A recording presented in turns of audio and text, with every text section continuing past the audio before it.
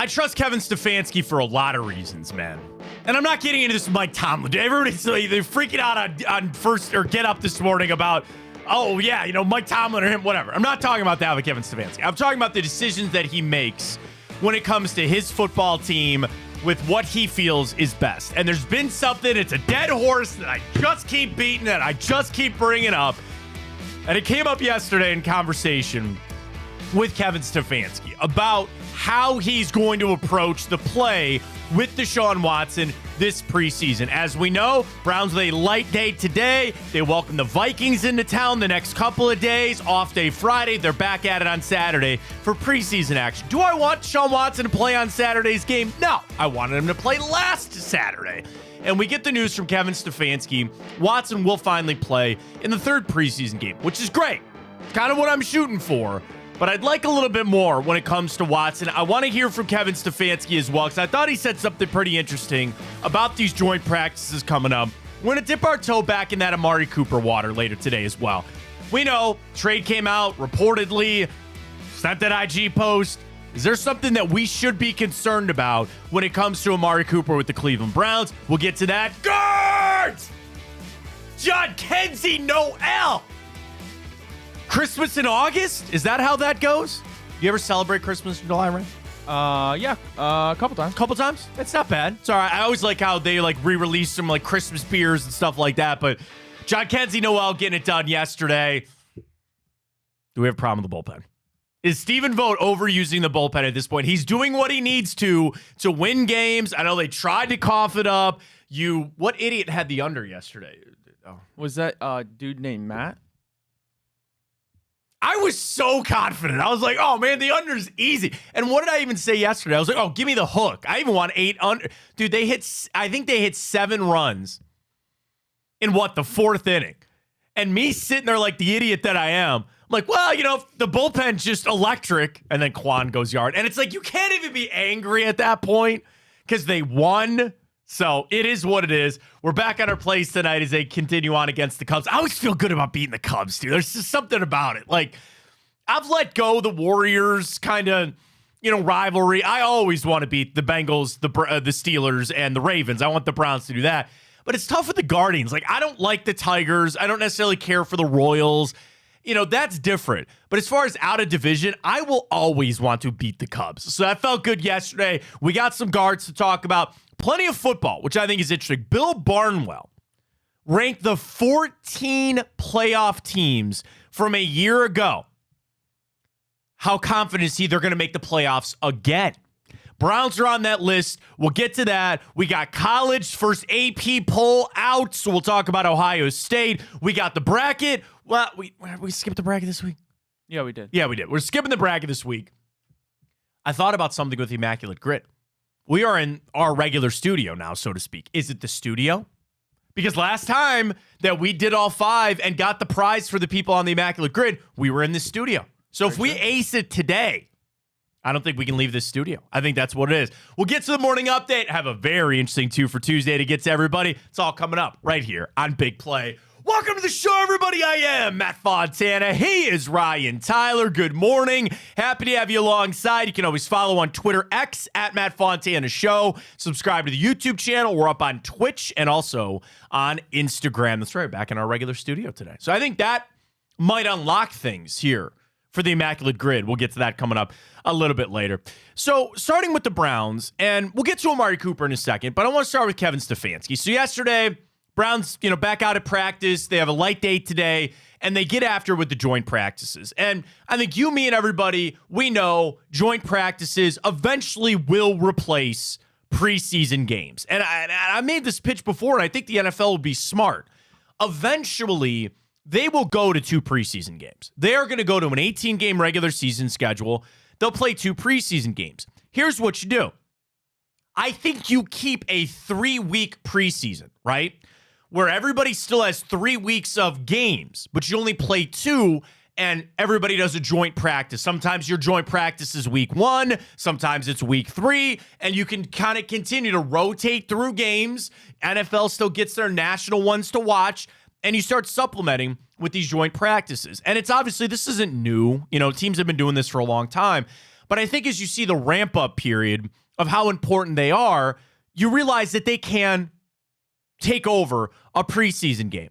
That question was asked to Kevin Stefanski. And it's funny because I think as they've done joint practices every single year that Kevin Stefanski has been here, outside of COVID, obviously, but the question is asked every year, hey, Kevin, do you feel like this could overtake or get as much work in as a preseason game? Well, by God, he was asked that question again yesterday. Here's Kevin Stefanski. The exact question is, Kevin, do you feel like you can get as much work done in a joint practice as you can a preseason game? Here's Kevin Stefanski yesterday, audio courtesy of the Browns. And I like that you can have controlled settings. I like that both sides can feel confident that their quarterbacks are going to stay upright. And I like that you can script practice and get a bunch of different situations, whether it be third down, 2-minute, what have you. If for us, sometimes you go through a game and you don't get a 2-minute per se, or the 3rd and 3 doesn't show up for you, those type of things. So it allows us to really get intentional work, if you will. You know what I'm going to get on. What am I going to get on, Ryan? Keeping the quarterbacks upright. That's fine. I get it. What has been my thing about Deshaun Watson? I need him to face some pass rush, man. I need him to have legit pass rush. Everything else Kevin Stefanski said, that's fine. And I agree. You can say, hey, we're going to work on red zone here. We're going to this certain situation. And I know that Kevin O'Connell, I almost said Brian Flores, but I know because there was a lot of questions about Flores and his defense and all. I know Kevin O'Connell and Kevin Stefanski have told his guys, we're going full go here. Like letting them know this period is a full go period. So you believe that you're getting the same look, but we all know you're not. And then you get back to Deshaun Watson. My issue with Watson, which I really think is the crux of a lot of his issues, is not feeling the pocket and not getting that pass rush. You won't get that in these practices. Like Kevin just said, the quarterback is not going to the ground. I need Deshaun Watson to feel like I'm going to go to the ground. If I don't get this ball out quick, if I don't read this pressure, I'm going to get hit. And if people want to tell me that'll just come back, right? That'll just come back with the regular season, all that kind of stuff. I said the same thing last year. And I didn't quite see what I needed to from Deshaun Watson.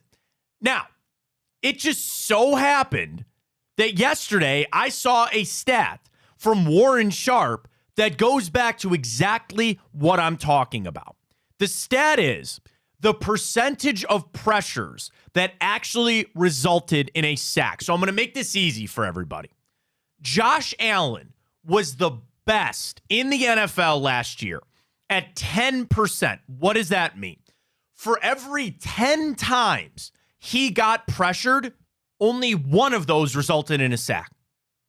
I can do that math. That's easy, right? 1,000 million is a billion. Is that what we got to again yesterday? 1,000 million? Or was it 10,000? 10,000? I think it was 1,000. I think it was 1,000 million is 1 billion. But the whole point is every 10 times that Josh Allen had pressure, he only got sacked one of those 10 times. Ryan, that is remarkable. Would you dare guess who was second on that list? Another elite quarterback at 11%. Patty? Patrick Mahomes is correct. Ryan, I will give you 1,000 pennies. 1,000 million pennies. You tell me last year of qualified quarterbacks with at least 150 pass attempts had the third best percentage. Again, for every pressure faced, this guy was at 12%. Okay, well, you make me, then that gives me like, okay, so it's got to be somebody that's like, but not great, obviously, because you're telling me that. So I'm going to just say somebody like, and I haven't seen this list, somebody like Gardner Minshew. I know. It's not Gardner Minshew. Is he worse than Gardner Minshew? No, he's better than Gardner Minshew. A little bit. Little bit. A little bit. I wouldn't be giving this to you if I didn't have, you're right. I wouldn't be giving this to you unless I didn't have a curveball for you there. Again, best percentage for every pressure faced. Josh Allen, 10%. 1 out of every 10 pressures actually was a sack. That is incredible. Patrick Mahomes, 11%. This guy, 13%. Russell Wilson? Kenny Pickett? I guess he's worse than Gardner. Yeah, that's true too. AFC or NFC? AFC. I'm so excited for you to get it. Well, okay. I'm just trying to think of guys that are kind of scrubs. I wouldn't say he's a scrub. I can't give you another hint because they're going to get it. The tension is growing. I have There's a tie. What would the tie be? What do you There's mean? a tie to us, not like a tie. Like I'm talking about there's some sort of tie that I'm trying to bring up here. I wouldn't bring this up unless it meant something to us. Flacco? Joe freaking Flacco! Wow. Joe Flacco! I'm sorry, 12%. Think about that. He is on this list. Josh Allen is 1. Patrick Mahomes is 2. Joe Flacco was 3rd. Then Goff, okay, Geno Smith, Trevor Siemian, Jalen Hurts, Brock Purdy. But again, think about this. 12% of the pressure that Joe Flacco felt actually resulted in a sack. What did that mean? He was getting rid of the freaking football. Joe Flacco was 3rd. Deshaun Watson, 22%. He's down there with Desmond Ridder, Will Levis, Easton Stick, and Sam Howell. Those are quite the names. It's not good. It's not good. So I bring up those 2 points to say, A, get a little bit of pressure off Kevin Stefanski because obviously he schemed that up well for Joe Flacco at 38 or 39. I can't even remember how old he was. 38 years old. He was on a list of avoiding sacks with some of the best quarterbacks in the NFL. What does that come back to? Got rid of the football, read the pressure. Read the pressure. Deshaun Watson's 3/4 of the way down that list. Mac Jones, better. Burrow, better. Stroud, better. Aiden O'Connell, better. Justin Fields, Russell Wilson, better. And again, if I really want to boil that stat down to something, Ryan, I would say that that's boiled down to reading pressure. He knew when to get rid of the football and not to take sacks. Deshaun Watson should be elite in that. He should be one of the best at that. From what we have on the offensive line, for him being able to use his feet to get out, that is kind of my crux of this whole argument about why I keep bringing it up. And again, it's done. There's no point in me sitting here complaining and bitching about it. He's going to do these joint practices. He'll get in there against Seattle. But I just want to bring it up as something that I will have on the forefront for me with watching Deshaun Watson play this season. Is he feeling this pressure? Is he able? I'm not talking about pressure from the fans. I'm talking about pass rush pressure. Is that something that he's able to navigate and get out? That, I think, Ryan, will tell you all you need to know about if this season is going to be it for Deshaun Watson or not. That's it. People want to talk about, his accuracy wasn't all that good. I think it's because, again, he was running. He was not making good throws because he was feeling the ghosts. He wasn't feeling how he should in the pocket. How do you fix that? You play. There's only one way to fix that, and that's play. Now, if we get off to this slow start and it's like last year where he gets a couple of games and maybe that's where it starts to come back, all right, fine. But I'm going to need that to be quick. I can't spend half of the season trying to get Deshaun Watson back up to speed and going. And people could tell me, dude, he'll be fine. Once he gets in there, he'll just get back into the flow of things. I don't subscribe to that because that's what was supposed to happen last year. And he was down there with Easton Stick and Jake Browning as far as feeling pressure in the NFL. Dude, Joe Flacco 3rd on the list. Isn't that crazy? That is pretty Isn't nuts. that crazy? It doesn't surprise me necessarily. No, he looked pretty damn mobile. Well, it was the mobile part of it was one thing. I think the other part of it was strictly he was getting the ball out on time. That's being a 12-plus year vet. Well, that's the other thing. Kevin Stefanski, that ball, any offense, that ball's got to get out. That ball, you got to make your read. You got to go. I sent that out yesterday, and there were people trying to tell me, dude, he was a one-read quarterback last year. And go, man, we're back to Baker. We're back to that label, that stink label of being a one-read quarterback. And again, I didn't call the play, so I don't know exactly what Stefanski was looking at. There's smarter people that break down film than I do, but that's just one thing. I want, hearing that from Stefanski yesterday, I understand they have a plan. They want to keep him healthy. That's fine, but I'm just going to keep bringing it up because I think it's an important thing for the Browns. I think an important thing might be Amari Cooper's mental state. So we know over this weekend, which has this Ayuk stuff just not died. Now it's Hassan Reddick. Everybody's freaking out about Hassan Reddick. Oh, man. What is that not? Oh, my God. What? Utter failure. And Mike Florio had a good tweet. Take Florio for however you want or whatever. But he was right on this. He goes, you never trade for a guy that needs a contract until you get the contract worked out. You never do that. It never works of, well, a change of scenery will change everything. No, it does not. It doesn't. You want to trade for Hassan Reddick? Should have got that contract figured out before he came here. And now they're stuck in a bind. What are they going to do? He's just racking up these fines. But what a mistake on that part. But, again, on this Ayuk stuff, which is just kind of calmed down, Cooper sent out this thing this past weekend, and I wanted to save it for today because I want to do it as our 2 for Tuesday. Are you worried about Amari Cooper? Like, what do you want to say? The situation, his relations with the team? I like that. Are you worried about Amari Cooper's relationship with the Browns? That's perfect. That's why, Ryan, I keep you around for a lot of reasons. You've earned your keep for the day. Just kidding. Thank you. Just kidding. That's perfect. Are you worried about Amari Cooper's relationship with the Cleveland Browns? Now, you might say yes, because veteran guy we know, he's going to be here for this year, and that's just awkward. It is an awkward situation. That also, and a reason you might say yes, is because he has now made it known that it's awkward and made it known that it's in his head. If he didn't send that thing out on Instagram, we might be singing a different tune right now. You might be sitting there saying, nah, man, this is no big deal. He's a veteran. And another thing to kind of maybe sway the other side of it, we all know the situation. He's not going to be here after this season. And that sucks. And he's been a great player for the Cleveland Browns. But the writing is on the wall with how this is gone. Amari Cooper won't be here beyond this season. So what's the worry? You have a guy, let's call it for what it is, basically on a lame duck year. Now, it's not lame duck because he's got to go out and produce, and I think if he puts up a lot of gaudy numbers, he can go get a contract somewhere else. So there's an importance to it, but he's not part of your future. And I'll tell you this as well, which I think is interesting, Ryan. What little hope that we had for that extension, I think has just blown up. What did we have? The idea of like, okay, here's your money. We want to keep you happy. You deserve this money. Here's your restructured deal. Go out there and put up 1,300 yards, double-digit touchdowns, or at least maybe even on pace for that. And come October, hey, let's redo a deal. Or after the season, man, we'd love to have you back. Let's give you a 3-year deal. I think that's gone. I think that's over. And it might even be from both sides of things about Amari saying, I don't want to play. I don't know. Like, I'm not trying to make this a mountain out of a molehill, but I think this is an important thing. And it is a business, and it didn't get leaked out from the Browns, thanks a lot, John Lynch. But it got out there that he was a part of that deal, and it obviously upset Amari Cooper. Are you worried about the relationship that he has with the Browns, Ryan?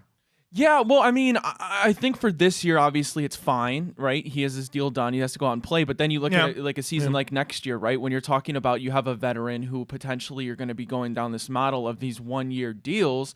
This is now a guy that is going to take that into account possibly and be like, well, now that, I'm a free agent, like as I'm going to be, maybe I go play somewhere else. Like, I think definitely it maybe opened his eyes a little bit. Like, I think you already knew, granted, he's a very smart guy. He knows he's not part of the imminent, well, he has the imminent future, but a couple of years from now, he knows he's not going to be. Sure. So I think that is definitely something that will come into play where next year he's like, well, now maybe I'm not willing to play ball, or maybe I'm not willing to take a little bit of a cut. I'm going to go get a deal that I know is 100% best for me.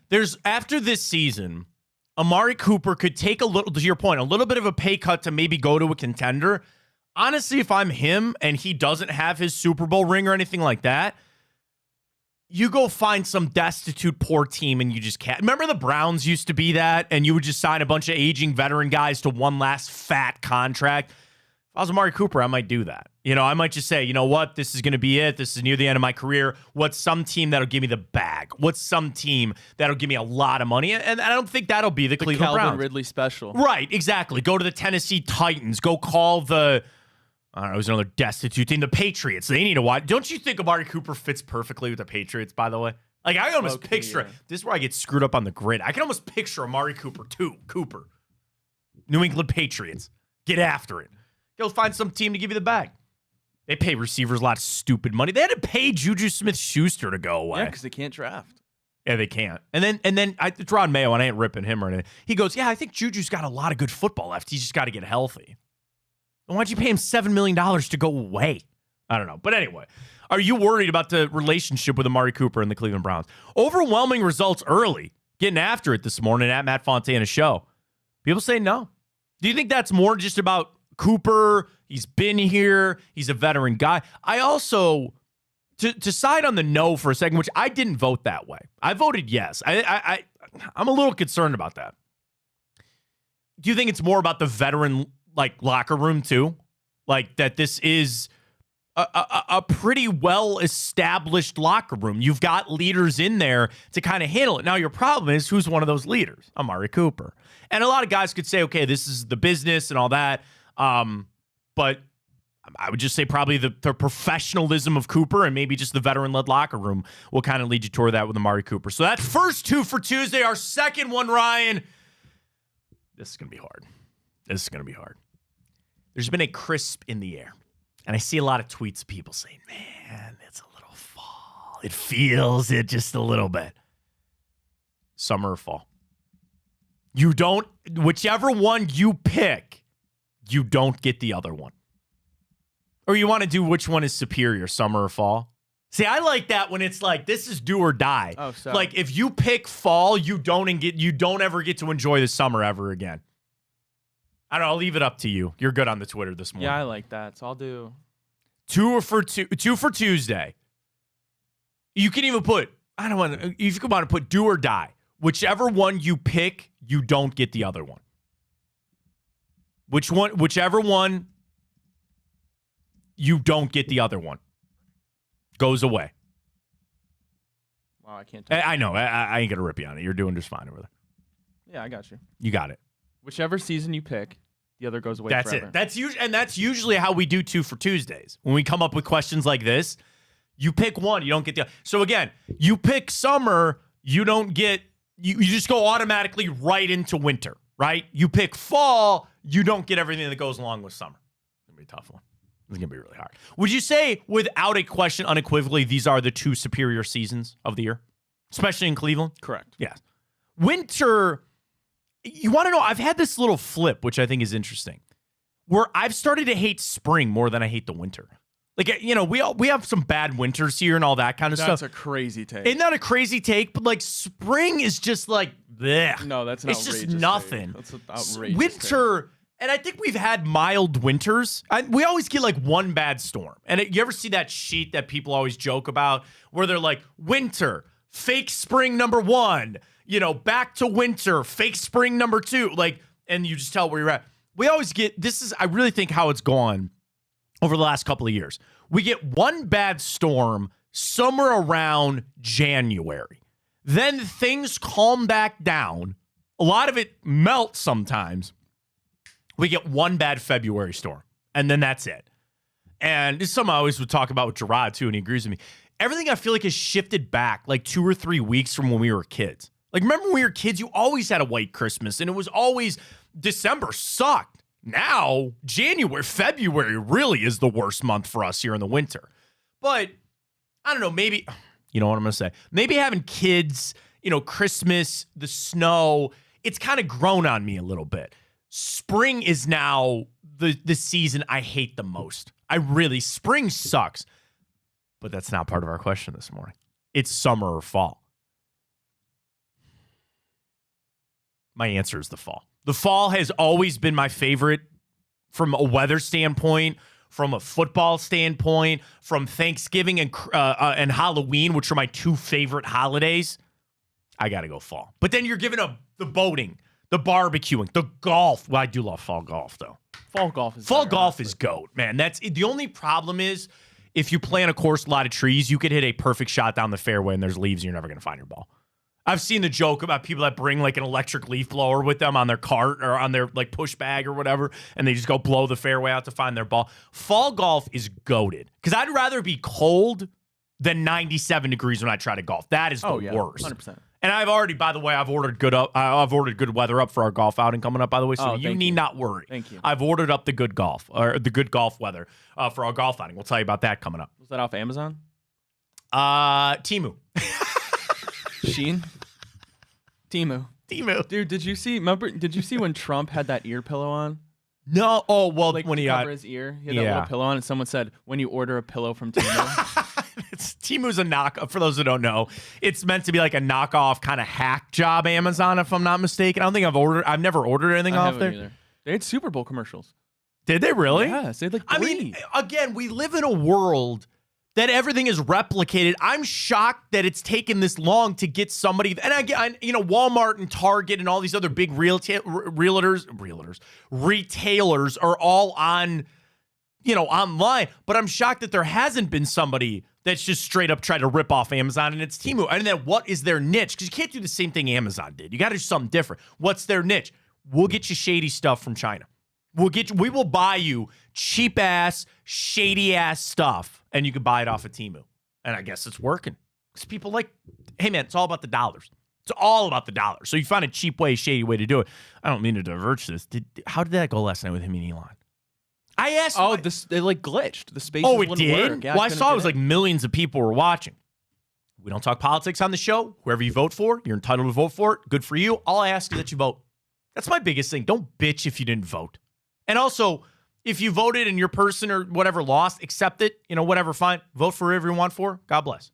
But I was thoroughly interested. I wanted to see what he's going to say. But I wasn't going to watch it. So I needed a Cliff Notes version of everything. And all my Twitter last night was...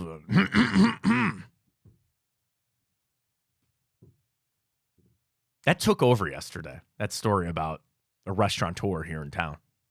Which, if you know... Shouldn't be shocked by that. What's his name? I don't know. Bobby George.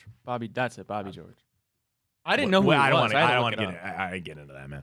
I ain't getting at the fam, all that. But there's more to be coming out from that. But anyway, I wanted a Cliff Notes version of what Trump and Elon were talking about. And my buddy watched it, and I was like, "What did he say?" And he goes, "Well, they talked about the assassination attempt. They talked about this. They talked about that." I was like, "Is there a good place?" And again, I guess part of the world that we live in, right? Is there a place I can get an unfiltered? I don't need bias in this. I just want to know what they said. I don't want to watch it. I just need the Cliff Notes version. So if anybody's got that, send it on over to me. We'll see how it goes. Ryan, cast your vote. Summer, fall. I got to go fall. Fall. Dude, giving up the summer. It sucks, but there's just something magical and special about the fall here in Northeast Ohio. I go fall. I'm going fall. If it was the summer weather is, I love it. I love being super, super hot. I don't mind it being 90, honestly. Sure. But with Thanksgiving, Halloween, and football is the big measuring stick. Yeah, I would agree with that. I would agree with it. Are you glitching over there? Yeah, I know. I'm trying to fix it. I know. I don't know. I didn't want to, because I see it. So I have a live feed of the show. Ryan's glitching on that camera over there. So sorry about that for people that are watching. We see it as much as you do. What I was going to say too about the winter. Do you feel like winter makes you appreciate the summer more? I do. I've had 100%. friends that moved to Florida Of course it and they're does. like, "Oh man, it's summer all the time." And I go, "But you don't appreciate it." No, when we're 100%. out there pushing our snow blowers in -4 degrees, scraping our cars off. There's a time, maybe even now, in August and July, when you sit there, maybe you pour yourself a cocktail, you're on the golf course, you're on the boat. I want you to sit there and think about, man, I was shoveling snow.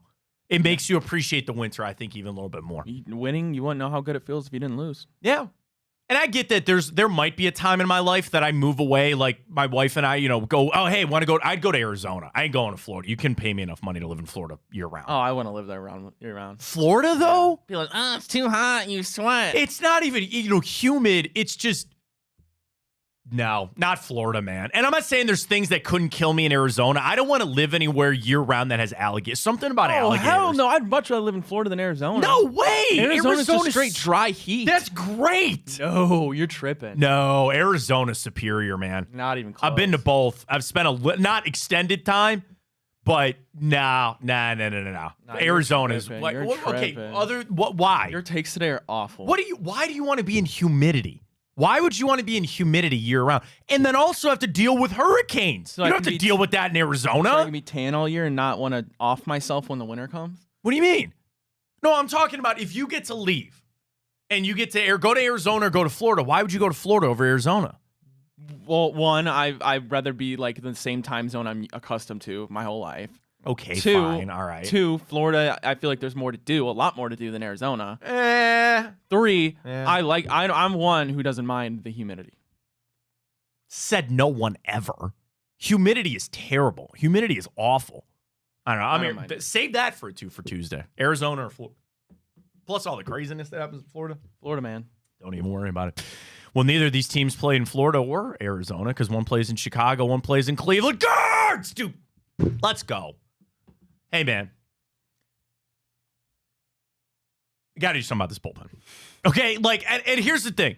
You're going to have to pitch Tim Herron. And did Emmanuel Clase, and I felt actually really good with him coming out of the pen yesterday, so he's going to smoke these fools. I think he's pissed off about how it went. But that's 3 days in a row for him. He's not going to pitch tonight. Why can't he pitch done tonight? with Scott Barlow, man. Why can't Clase pitch tonight? You can't pitch your closer 4 days in a row. Bro, it's a closer. He pitches 1 inning a game. Nah, he's up over. I can't remember the pitch count. He only had 10 pitches last time, but he had 33 pitch. You can't do that. He's not. There's no way. He's not pitching tonight. There's no way. Herron, I'm not like, okay, I'm a little worried about that. What the fuck's up with Scott Barlow, man? And I know they brought him in here because they thought he would be your 8th inning guy. And there was reports out that the Guardians love that he was a former closer, that he's been in that situation. He doesn't throw fastballs anymore. All it is that breaking crap. I feel like Jack Parkman going out to talk to Wild Thing. He goes, they're hammering this slow crap. Think give me a fastball? You just catch it. Yeah, if it ever gets to me. They ain't going to cut him. There's nothing they can do about that. And I know Gaddis will pitch tonight. Cade Smith will pitch tonight. Now, you know Sam Hentges is hurt again? He had to leave a rehab start. He's got shoulder problems again. So he's not coming back. For as much as I ripped, oh my God, the bullpen guy I hated last year. Trevor Stephan? Trevor Stephan. I could use a little Trevor Stephan in my life right now. Bruh. I don't know if I need that. Scott Barlow has taken up the mantle of Trevor Stephan in that bullpen right now. And again, like yesterday, He was doing so good the first half of the know, season. it's crazy, isn't it? Now, I want to say this. I give credit to Stephen Vogt for this. He didn't chalk that game up. Lively gave up the 3 earned runs and 5 hits over 3 2/3. You could have said, we're just going to leave him out there to dangle and we'll save the bullpen. We're going to lose today. He didn't. He goes to Pedro Avila, who has been an unsung freaking hero on this team so far this year. And then all of a sudden you get after them and you start hitting home runs. And you won that game yesterday because Stephen Vogt had the conviction, so to speak, to say we're going to stay in this game. Now you had to turn it back over to the bats. John Kenzie Noel is a beast. Stephen Kwan's a beast. And they showed up and they got a freaking win. All right. I would hope he had the conviction to go win that I'm telling game. you, I guarantee you, he sat there sometime in that 3rd inning and wondered, should we just leave Lively out there and just lose this game? No. Yes, I'm telling you, that's how a manager's got to think. Sometimes you got to lose today to win tomorrow. And if he'd have gone to the bullpen like he did, that's basically signaling, hey, we might. But what he did was he did go to Avila first because he said, we'll give you two innings here and keep us afloat. What the frick did Pedro Avila do? He went 2 1/3 scoreless innings to keep us in that game. Then you started scoring some runs. Now you're back in it. You can get into your bullpen there. I just kept staring at Strzelecki too. He's taking up James Karinchak's pants. Watch the next time that Strzelecki pitches. He's got the banded, like down on his ankles. You used to cut those when you were a kid. What do you know? Whatever. Anyway, you got through it and you got to win, I think, and thanks to Stephen Vogt. But the overuse of the bullpen is going to come back to bite you. And I don't think Scott Barlow's pitchable anytime in the near future in meaningful games. Now, you're going to have Hunter Gaddis. You're going to have Cade Smith. You're going to need somebody else out there. And whether it's Carlos Carrasco, which I don't know. I thought about this too. If you are not going to have Sam Hentges and all you're going to have is Tim Herron as a lefty out of that pen, right? I'm not missing anything, right? We don't have another lefty out of that pen other than Tim Herron right now, right? Maybe that's Matthew Boyd. Everybody's just penciling him in to be a starter. Maybe you need somebody out there in the bullpen. But yesterday was a lot of fun, and I think it goes back to the Guardians, weirdly, are at their best when they're hitting. We're not just a pitch-only type of team. It's a team that we got to score runs, you got to hit home runs. We'll see tonight. Boyd is, of course, pitching tonight on his season debut. It'll be a tough go. 8.5 again on the over-under, Ryan. What do you think? I actually think the under. I think they scored a bunch of runs yesterday. Boyd's going to try to keep the Cubs off tilt a little bit. But we'll get to our plays a little bit later. It was a hell of a win. Nice job by the guards, and a nice job by Stephen Vogt to have the conviction to stay in there with the bullpen. So we'll see how it goes. Charles and Angelo are shitting on our fall take. Why? They say summer 100%. I love summer, but if I had to pick one, I'm picking the fall. Yes, you're going to tell me they're going to go without football? Not a shot. Can I give you a little twist on the fall thing, too, that may not apply to other people, but I'm going to say it anyway? Fall is the GOAT beer season of the year. For sure. You know, garage beer is always delicious. That never changes. There are some GOAT beers that come out in the fall. There's some good summer ones. I'm not saying there's not. Winter's fine. Some of the best beer comes out in the fall. Some of the best beer comes out in the fall. That's all I got to say on that. Well, speaking of garage beer, August 31st, our golf outing with our friends at Garage Beer. You never know who might show up at our outing at Little Mountain on August 31st. We're not allowed to say anymore who's going to be there. You know who's going to be there. But you see it as we've been rolling out. All the big play people. Jensen's going to be there. I saw that announcement yesterday. Jensen Lewis, Gab, me, Ryan, Blake, Greg, Josh, Maria, Drennan.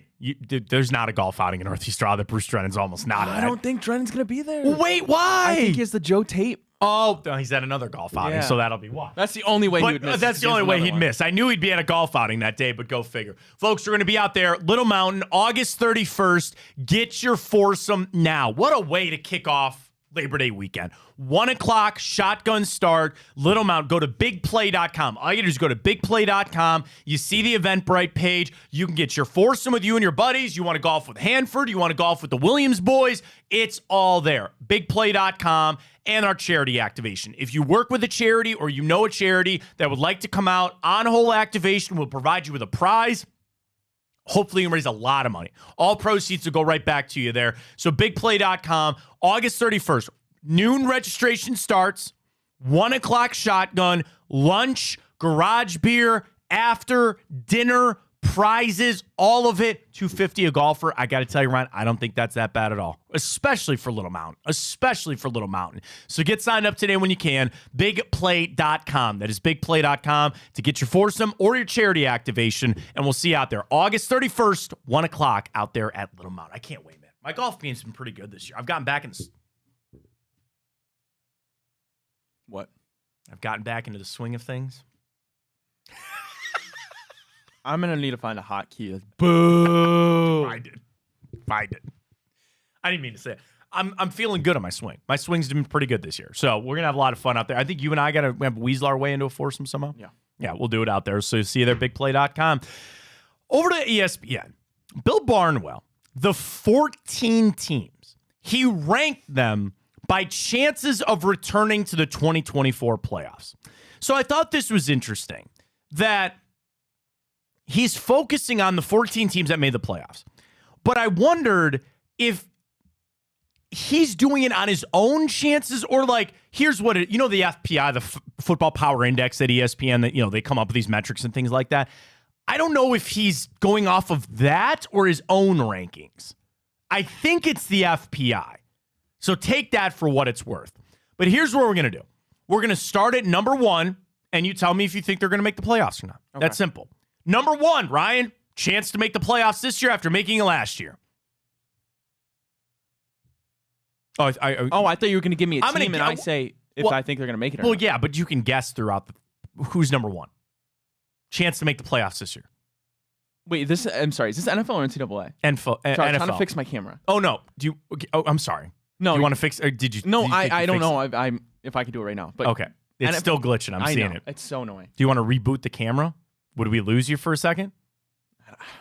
You do. All right. Sorry. Is this NFL or NCAA? Yeah, NFL. Okay. NFL. Chance to make the playoffs this year after making it last year. Who do you think is the best chance?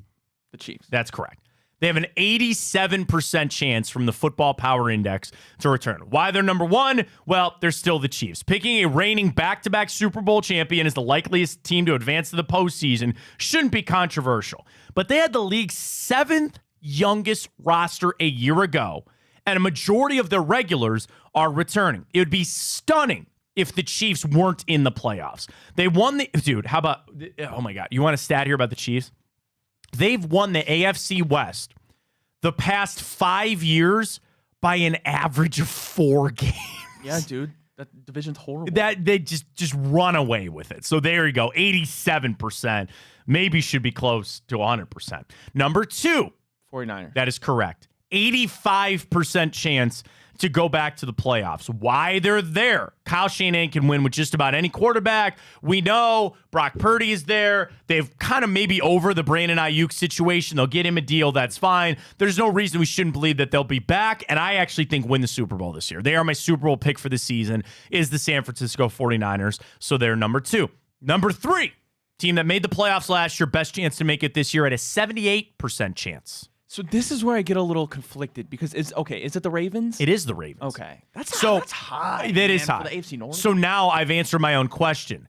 This is Bill's own rankings because they only have the 5th best FPI odds, but he puts them at 3. And he said they were the best regular season team in 2023. And I think that's a good point that Bill brings up. We're not talking about what they do when they get there. He's just talking about regular season to make the playoffs. Right. Ravens, I mean, again, basically saying they're going to win the AFC North. They should be the 3rd best team in football as they get to the playoffs. Now, again, the joke is, what are they going to be once the playoffs start and all that? There's something about the Ravens, and I fully admit that I try to put this Maloik on them. I try to do it every year, and they always just shove it up my rear end. They're kind of this off-on team. They're on for a year, then they're off for a year. Then they're on for a year, then they're off for a year. You know what I mean? And a lot of that has to do, I think, with Lamar's injury history. Maybe they bucked that trend. The league's top-rated scoring defense, MVP for Lamar Jackson, and they were dominant up until they got to the AFC Championship game. Sure, I'd give him that at a 78% chance to make the playoffs. Number 4 on Bill's list, best chance to make the playoffs after making it last year. The Dolphins. No. Good pull, but no. The Eagles. Nope. AFC or NFC? Yeah, NFC. The Rams? No. Oh, I'm tripping. The Lions. The Leons are correct. 80% on FPI, which is the 3rd best odds. They return everybody, literally every single, and which is not always a good thing, but for, like, again, run to the NFC Championship game where you could almost sue Dan Campbell for malpractice in that game, if you choose to look at it that way. Now, again, you could slice this different ways. You could say, man, the Lions really effed up in that NFC Championship game, or, dude, the 49ers came back. Brock Purdy had an amazing second half. They played better. They won the football game. I don't know if I'm that sold on the Lions being that high because, one, like, it's hard to replicate that good of a season when you're historically not a great franchise. Yeah. 1. Right. 2, Jared Goff is a very feasible quarterback. Don't get me wrong, but he's not some superstar. I agree. 2, the Packers are up and coming. The Vikings are still going to be the Vikings. I think they'll be moderately, like, competitive. And then you have the Bears up and coming. I don't know. I could see that being a little tricky. All right. Number 5, also an NFC team. So, again, Bill Barnwell's ranking, no shock, I think, for the first 3. He feels very confidently that the Chiefs, 49ers, and Ravens are going to make it. 4 was the Lions. 5 at a 65% chance from the FPI. Pretty low. Is that the Eagles? No. Oh, Packers. Packers are correct. The league's youngest team with an MVP candidate at quarterback. That's the one that, again, you assume the ascension, it's on like this nice, easy path. But, Ryan, we've seen this with the Browns. That can deviate quick. It's not a for sure playbook. It's not like, okay, we did steps A, B, and C. Now we're on to D. We're ready to go. We know how quickly that can get derailed, and especially with a young team. I like Matt LaFleur. I like Jordan Love a lot. I like their pickup of Josh Jacobs to replace Aaron Jones. If Christian Watson can get over his hamstring injuries, I think you're cooking something there. But I agree with you. I think that's a little too high for them. And I actually think a 65% chance for them to make the playoffs, that's about right. Tougher division. They still got to go through the Lions, who I think would be the favorite there. But I'm buying the Packers. I think they make it, and I've said before, and I'm going to stick with it, I think they actually win the NFC North this year. I agree with that. All right. Number 6, team that made the playoffs last year. This year, a 70% chance from FPI, 6th best for Bill Barnwell to make it. AFC or NFC? AFC. Dolphins. No. Damn it. And this You're about to say this is a it. team You were that about made to say it. That made, Yeah, they made all these teams made the playoffs last year. I saw you starting to say it. You think so? Yeah. I don't. I thought you were starting to say something with a B. Was it the Browns? No. With the Bills? The Bills. Even The Bills. still? That's one I don't buy. I'd have them down this list. Buffalo is 6. Houston 7. Dallas Cowboys are 8. Philly at 9. Miami at 10. The Rams are at 11. Wow. Tampa Bay at 12. Wow. And at 13, the Cleveland Browns. Wow. The only one worse, the Pittsburgh Steelers. The Browns, according to the FPI, only have a 33% chance of making the playoffs. Ryan, that's 20th in the NFL. Why they're number 13 on Bill Barnwell's list of, again, teams that made it last year to make it this year. They're the only team that might be saddled and hurt by their starting quarterback returning to health. One hand, you might say the Browns were very unlucky, again, saddled by its starting quarterback returning to health. It was on a $240 million guaranteed contract. 230. Well, close 230. enough. Bill writes on the Browns. On one hand, you might say the Browns were unlucky last season. They lost both their starting tackles. They lost Nick Chubb. And Myles Garrett was a defensive player of the year level before suffering a shoulder injury that slowed him down in the second half of the season. He still won the award. And of course, 5 different starting quarterbacks during the regular season, something that's not been done since the non-strike season since 1984 and make the playoffs. That team in 1984 was the Bears. And like the Browns, they made it to the postseason on the back of a dominant defense. And well, in 1985, you know what happened. They had one of arguably the greatest defenses in NFL history, which took Jim McMahon and crew on its way to a Super Bowl title. Could that happen for the Cleveland Browns? Given how great Cleveland was when healthy last season, there's always a chance it fields that elite defense again and makes it to the postseason. But Deshaun Watson. Correct. They're locked into him, and Watson hasn't even been good or close to good since his final snaps for the Texans in 2020. It wasn't even as effective as street free agent Joe Flacco. Cleveland fans and players are smart enough to notice the difference. If Watson struggles again early, there will be legitimate complaints about whether the Browns are wasting a great defense with an unloved, overpaid starting quarterback. Here's the thing to point. This is very respectful. Wrong. He's starting no matter what. And we can question it. I guess maybe that's all Bill's bringing up. But to be like, oh, maybe would they sit him when they go to Jameis Winston? No. If Deshaun Watson is healthy, he's playing every single freaking snap of this season. There's no point. Oh, you wasted this defense. Hey, man, that's the roll of the dice that we're taking this season with the Cleveland Browns. And I guess, like, I'll put it this way, Ryan. I see it serves zero purpose. There's no purpose I see served by sitting him. Oh, roll with Jameis Winston. Now, if you'd have brought Flacco back, or if you would have drafted a quarterback, like, there is no other tangible option. There is literally no more break glass in case of emergency here. If Deshaun Watson sucks ass, so will the Cleveland Browns, and he's not going to be here anymore. It's that simple. Now, we leave the door open for him to play great, and I hope he does, and we'll make the playoffs, but that's exactly what it is. That's pretty much it. He brings up this Pygarian expectation, like with that team in 85 and the Browns or whatever.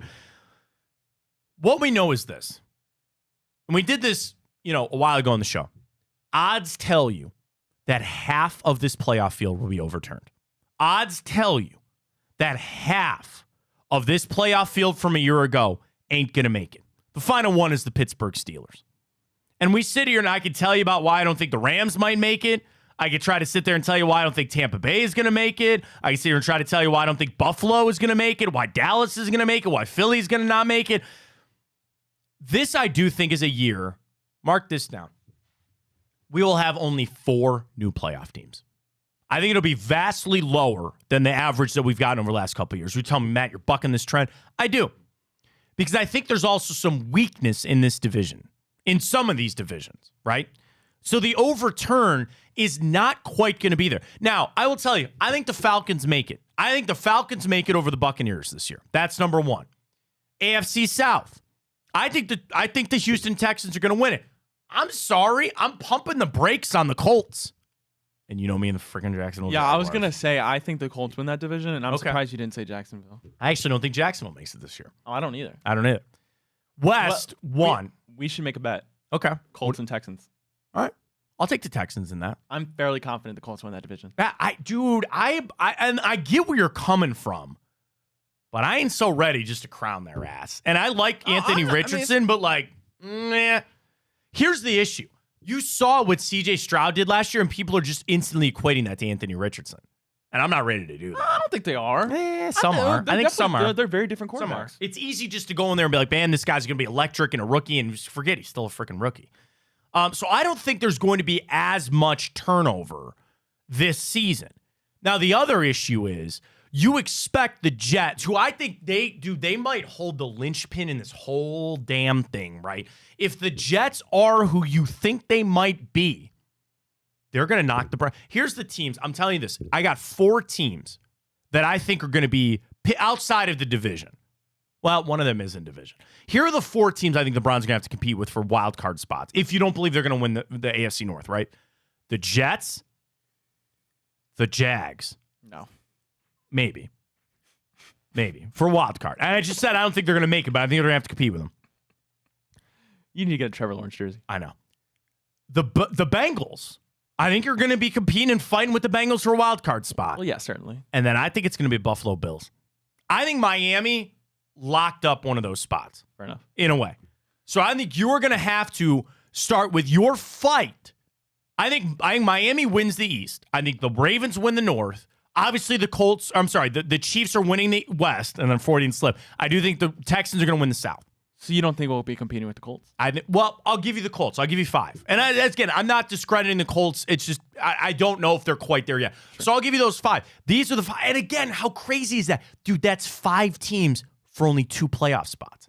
Because if I think the Jets, well, okay, not that. 5 teams for 3 spots.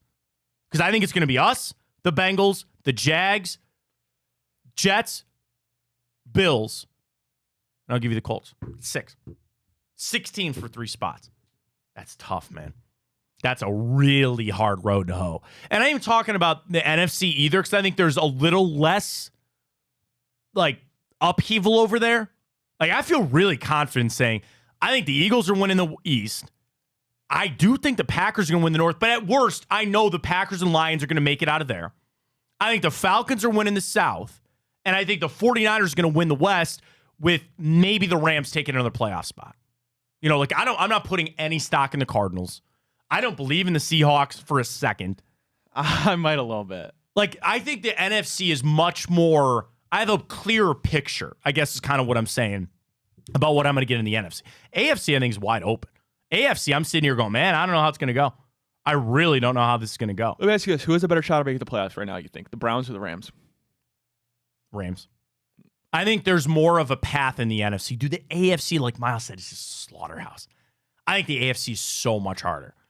And the Rams, I'm not even sitting there saying, okay, you know, you lost Aaron Donald, but they got Puka Nacua. Okay, they've got Cooper Kupp and all that kind of stuff. I'm just talking about like their path. I get it. You know, not so much about the teams, but their path on that. I think it's just going to be harder for the Browns to do it. And that's the thing, going back to this ranking of the Browns being second to last on the teams that are going to turn over. Sure, I get that. You know, and then you look at their schedule and how hard that's going to be. But, dude, 33. Okay, let me put it this way. Do you think the Browns' odds to make the playoffs are higher or lower than 33%, which is what the FPI said? Then 33%? 33%. 1 out of 3 shots. I think it should be higher, but I wouldn't be surprised if they said lower. Well, that's it. As they crunch the numbers, they believe that you only have a 1 out of 3 shot to make the playoffs. That's it. And again, the FPI, I think that gets tied up in a lot into schedule too. So it's not like they're actually taking into account who the Browns are or what they brought in. The FPI loves looking at that schedule, man, and they love crunching those kind of numbers. I think that take it for what it's like. Power rankings. Sometimes it could just completely horseshit, you know, and it's not anything. But that's how they're painting the path. They're painting the picture that they ain't gonna make it. With the Browns' schedule, like, if you go 3-3 in the division, you should make the playoffs. You would think. Yeah, you would think. If not, it's not a failure. Okay, then it gets into the bigger question. If you miss the playoffs, but Deshaun Watson plays okay, what are you doing? You're probably keeping him, right? That is actually, you want to know what? That I think is the only way that the contract actually factors into this whole thing. You might be calling me crazy, man. I'm like, oh, this $230 million, it's all this money. Here's my thing. If he plays poorly, he's gone. They're going to cut him. He's gone. There's no point keeping him going. He plays well, contract doesn't matter because they're going to rip it up and sign him to a new one. The only way, and again, I think if you make the playoffs, he's here on an extension, you're redoing that deal. The only way the contract actually factors into this is if you say we missed the playoffs by a game, and Watson was okay this season, where you truly are on the middle of this teeter of getting rid of him or not, that's when the contract, I'd say, well, you already signed him a deal. You might as well keep him around. Right? And does that sound like a good option? Does that sound like I exude a lot of confidence when I say that? Of course not. But that's the way that the contract actually factors in. You get close to the playoffs, and he just played all right, And maybe it's like, we were in shootouts and you just had freaky plays that didn't go your way and you lost on a fluke. Then you're going to say, well, we already signed him a deal. Might as well keep him around. That's it. I think that's the only way that that deal factors in to Deshaun Watson staying or going. But let me tell you that. Okay. You missed the playoffs. What does that lean towards? Getting rid of him, right? Tells me there's a 66% chance that happens. According to the FBI. If you factor in that you missed the playoffs and Watson is anything less than stellar, I think you lean towards moving on. What if you go 10-7 and the defense takes a big step down? Again, we're putting a lot just, oh yeah, they'll be back. Again, a good point. I'm talking about crowning people before, like, can they do it again? I certainly hope so. We talk about some of these teams, why there's confidence. Oh, you brought everyone back. You brought everyone back.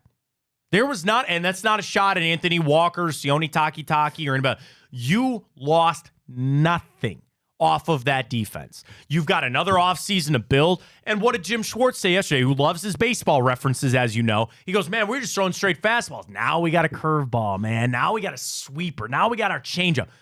Sometimes that's not good. Sometimes you got to stick with what you do. They lost nobody off that defense that I'd be concerned about. And then what did they do? They added Mike Hall. They added some other nice players that I like. That's a lot just to say, man, they'll run it back. Well, one of those guys on that defense, and one of those guys was on a CBS all defensive team under the age of 25. Jordan DeJohnny, who's getting a lot of article run here on our show lately. He did the all defensive team under the age of 25. Now, here's the format that he did, 4-2-5. 4 D linemen, 2 linebackers, 5 defensive backs. That's how he did it. So let's start. Edge rusher, Aiden Hutchinson, 24 years old. Pretty good. Your other edge rusher, Will Anderson. He's only 22 years old. D tackle, Jalen Carter, 23. And then Aleem McNeil of Detroit, who's only 24 years old as well. I should have asked you this. Who do you think would make it for the Browns? Martin Emerson. No, I thought he'd make it too. Then it's Jock. Linebacker. Yeah. 24 years old, Jeremiah Owusu-Koramoah. And it's 1 at 2. There's no other option. Nick Bolton. Oh, I'm sorry. Talking about the Browns under the age of 25. You're right. Miles doesn't qualify anymore. Denzel doesn't qualify. Grant Delpit, how old's Grant? But I think he's older because, again, he missed a whole season. Yeah. He played. He actually is 25, so he will be 26. Yep. Actually, in a month. Almost exactly a month, he'll be 26. So, again, your 2 linebackers are Nick Bolton and Jeremiah Owusu-Koramoah. Here's Jordan's write-up on JOK. He finally had that career Pro Bowl year the Browns were hoping for and could take yet another step forward in 2024 with Jim Schwartz. Last year, 101 combined tackles, 3.5 sacks, 20 TFLs, tackle for losses, 5 quarterback hits, 6 pass defense, and his first 2 career interceptions. Do not break that chair and hit your head on the back of that wall, buddy. Are you all right? I'm fine. So what happens if we come down to the studio? I haven't been here in a long time. I know. And I actually don't like because this mic is like right in my face. Like I like it when it's a little more right. Does it look fine? Yeah, all right, that's all I care about. His 101 total tackles and 20 tackles for loss both led the Browns, and those 101 tackles were the most. How about this? Who is the last player to have 100 or more tackles and 20 tackles for losses in the NFL. Jeremiah Owusu-Koramoah did last year. Who's the last player to do that? 100 tackles and 20 tackles for loss. So it had to be a linebacker. Right. It was. Do I get the year? 2018. Oh, okay. Kuechly? That is great. Luke Kuechly is correct. But think about that. Jeremiah Owusu-Koramoah did Kuechly, something. Oh my God. And Luke Kuechly's a Hall of Famer. Who, again, the injuries. Injuries aside, if he would have played another 5 years, he'd be the best linebacker. Best linebacker in ever. history. Yeah. Best linebacker in history, without a doubt. And Jeremiah Owusu-Koramoah did something that had not been done since he did it 6 years ago. That's pretty impressive. Nick Bolton's the other linebacker, which, man, did I want Nick Can Bolton I guess the coming on DBs? Sure. So this is under 25. Under 25. Okay, Sauce. Yes, 23. Derek Stingley. No. Wow, okay. Devin Witherspoon. No. Tariq Woolen. Nope. What? Nope. Is Jalen Johnson 25? Don't know, but he didn't make the list. J.C. Jackson? Nope. You're missing a glaring one, and then the other one I think is up for debate. Oh, Pat Surtain. Pat Surtain is correct. And I'm missing 24. one more? You're missing one more. Who they put as like for the some slot reason I thought corner. you said there was 5 DBs. There are, but Oh, two but safeties. safeties. Yeah, we got to okay. do two safeties. And I'm missing one more. You're missing one corner. Yeah. This guy's a legit number one, but they almost like play him in the slot with this, kind of format or all that kind of stuff. AFC or NFC? AFC. Marlon Humphrey's not that young. No. Right. Wrong division. Bills, no. Mm-mm. Pats, no. Wrong division. So is the South? Mm-mm. West? Mm-hmm. Oh, Trent McDuffie. Trent McDuffie is correct. He's only 23. Yeah. He's only 23. Your two safeties. Under 25. Kyle Hamilton? Kyle Hamilton's a slam in this thing. And I don't know if you get this guy or not. I but think he's over 25. Jesse Bates. Yeah, just a bit's over 25. Yeah. NFC or AFC? AFC. Safety. I don't know if you get him. You don't think so? What? Javon Holland. Probably Yeah, not. Barbara got that. Miami. Now, they also did a second team for all defense under 25. MJ didn't make it. Wow. Because Devin Witherspoon, Derek Stingley, and Asante Samuel Jr. with your three corners. No other Browns made it. Greg Rousseau, Kayvon Thibodeau, Jordan Davis, Bobby Brown, Ivan Pace, Ernest Jones, your Ivan linebackers. Pace? Let's go. Yeah, linebacker, Vikings. There you go. Yeah. What a find that guy was. I tweeted, bro. You were all about him out of the draft When coming he- out. You were right. When he went undrafted, Yep. because I went to his Yep. pro day, that dude was moving different. And Look at him. The only reason he didn't get drafted because he's small. Look at him. And then your Hafunga and Andre Sisco were your safeties. They're on that all 25 list. I think I'm going to tweet that out, dude. Jeremiah Owusu-Koramoah. I'm tweeting that out. Can you give me a second? We're not going to take a break this morning. It gets the morning update. CBS, all defense under 25. Browns, Jeremiah Owusu-Koramoah made it as a linebacker. Great stat. He is the first player since Luke Kuechly. I can't spell Kuechly. Kuechl. All right. In 2018, to have over 100 tackles and 20 TFL. Pretty good stat for Jock. Send that out. I got to make sure I spelled Jeremiah Owusu. I had it. Koramoah. Yeah. Koromah. Yeah. K-O-R-A. Cora. No, I think it's. No, it's K-O-R-A-M-O-A-H. Okay. That's it. There it is. It's out there. Send it out for Jeremiah Owusu-Koramoah. Love it. All right, we'll get to our Twitter questions. We'll re-update that as we roll on. We got plenty coming up. We'll get to the grid. We'll do a little bit of time off today as well. But Ryan's got the morning update. Stories you got to know. Take it away, Ryan. All right.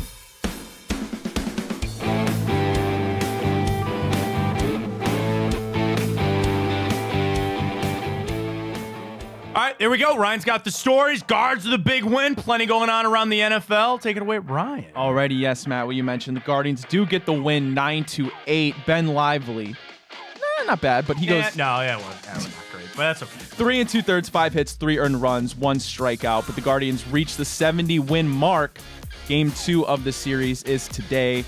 First pitch, 6:40 on the mound for the Guards is, of course, Matthew Boyd making his Cleveland debut. I'm very interested. Is this going to be the fix that you need for that rotation? I mean, the biggest thing is getting some length, trying to keep this bullpen healthy, trying to keep them not overused. And like, again, let me ask you this. Are you back to being confident about the AL Central? Because sit here for today, we're 3.5 up on the Twins. Now, they won again last night, but the Royals lost last night. So you're up 5 on them. Like, that's just, it keeps coming back to that for me of like just this uneasiness about them getting back into this race and all that kind of stuff. The other thing we got to remember, man, this home cooking, man, where you still have one of the best records at home, and that's going through some slow times too. You have 36 wins at home. Just from a pure win standpoint, that's second best in the American League. Now, when you talk about winning percentage, we have the best in baseball at home still, I think. I got to cut that out. But still, like, home cooking for us. I'm going to take him to win again tonight. Even with Boyd on the hill, he looked all right in his minor league starts. I don't know what you can put into rehab starts, but I'm going to watch very intently tonight to see what he's got. But nice win for the Guards last night. Put the bats on the ball. Great to see it. John Kenzie Noel, man. Guys smash. Race, man. There are just guys that ball just explodes off their bat, and he's one of them. Keep it rolling, though. How about Quan? Dude, with the Quan, power, man. He needs it. He needs to come back around a little bit. Been a little slow stretch here for Stephen Quan, but love to see it. Love the bat showing up for the Guards. And, again, it's going to lead you towards more victories than I think the pitching. Let's go. Alrighty, well, the Browns will walk through today, not a full practice, as they get prepared to welcome in the Minnesota Vikings Wednesday and Thursday for a joint practice before preseason week 2. They take on the Vikings Saturday at 4:25. Do not get hurt. Don't fight. I'm screaming that. They won't listen. They tell their teams don't get into fights. There will be scraps. Who do you think gets into fights? That's a great question. It's always like backups. It's usually never starters. But like Malik Neighbors went swinging. I saw that. Obviously DK. It's always seemed to be the receivers. I'm going to say Jordan Addison. All right. And MJ? Yeah. MJ, they get a little handsy out there, maybe. Yeah. It's always the receivers in the corners. It's always the receivers in the corners. Johnson, Cortland Finnegan. Josh Norman. The other one, somebody posted that video. Do you remember when DeAndre Hopkins basically ended D'Angelo Hall? They're sitting there talking. He hit him with a double move. It's always collapses. When Richard Sherman got punched by the, I forget who was doing the 49ers. Yeah. I mean, it's always that. So you try to tell them no. They're going to get in the fights anyway. The NFL's threatening all these fines and all that kind of stuff. Just get out of it healthy. Try to get your work in. And, Kevin Stefanski mentioned he feels like there's more work to be had with these practices. All right, to do that, you got to be on your piece of cues. You got to get good live reps going. We'll see how it goes. Just get done. As I've been saying, I'm going to continue every practice, every game. Get out of it healthy. Already, well, after a long and illustrious career of 0 snaps with the New York Jets, Hassan Reddick requests a trade. Jets come out and say, we've informed Hassan that we will not trade him, that he's expected to be here with his teammates, and that he will continue to get fined per the CBA if he does not report. That was, of course, General Manager Joe Douglas. They are such a poorly run organization.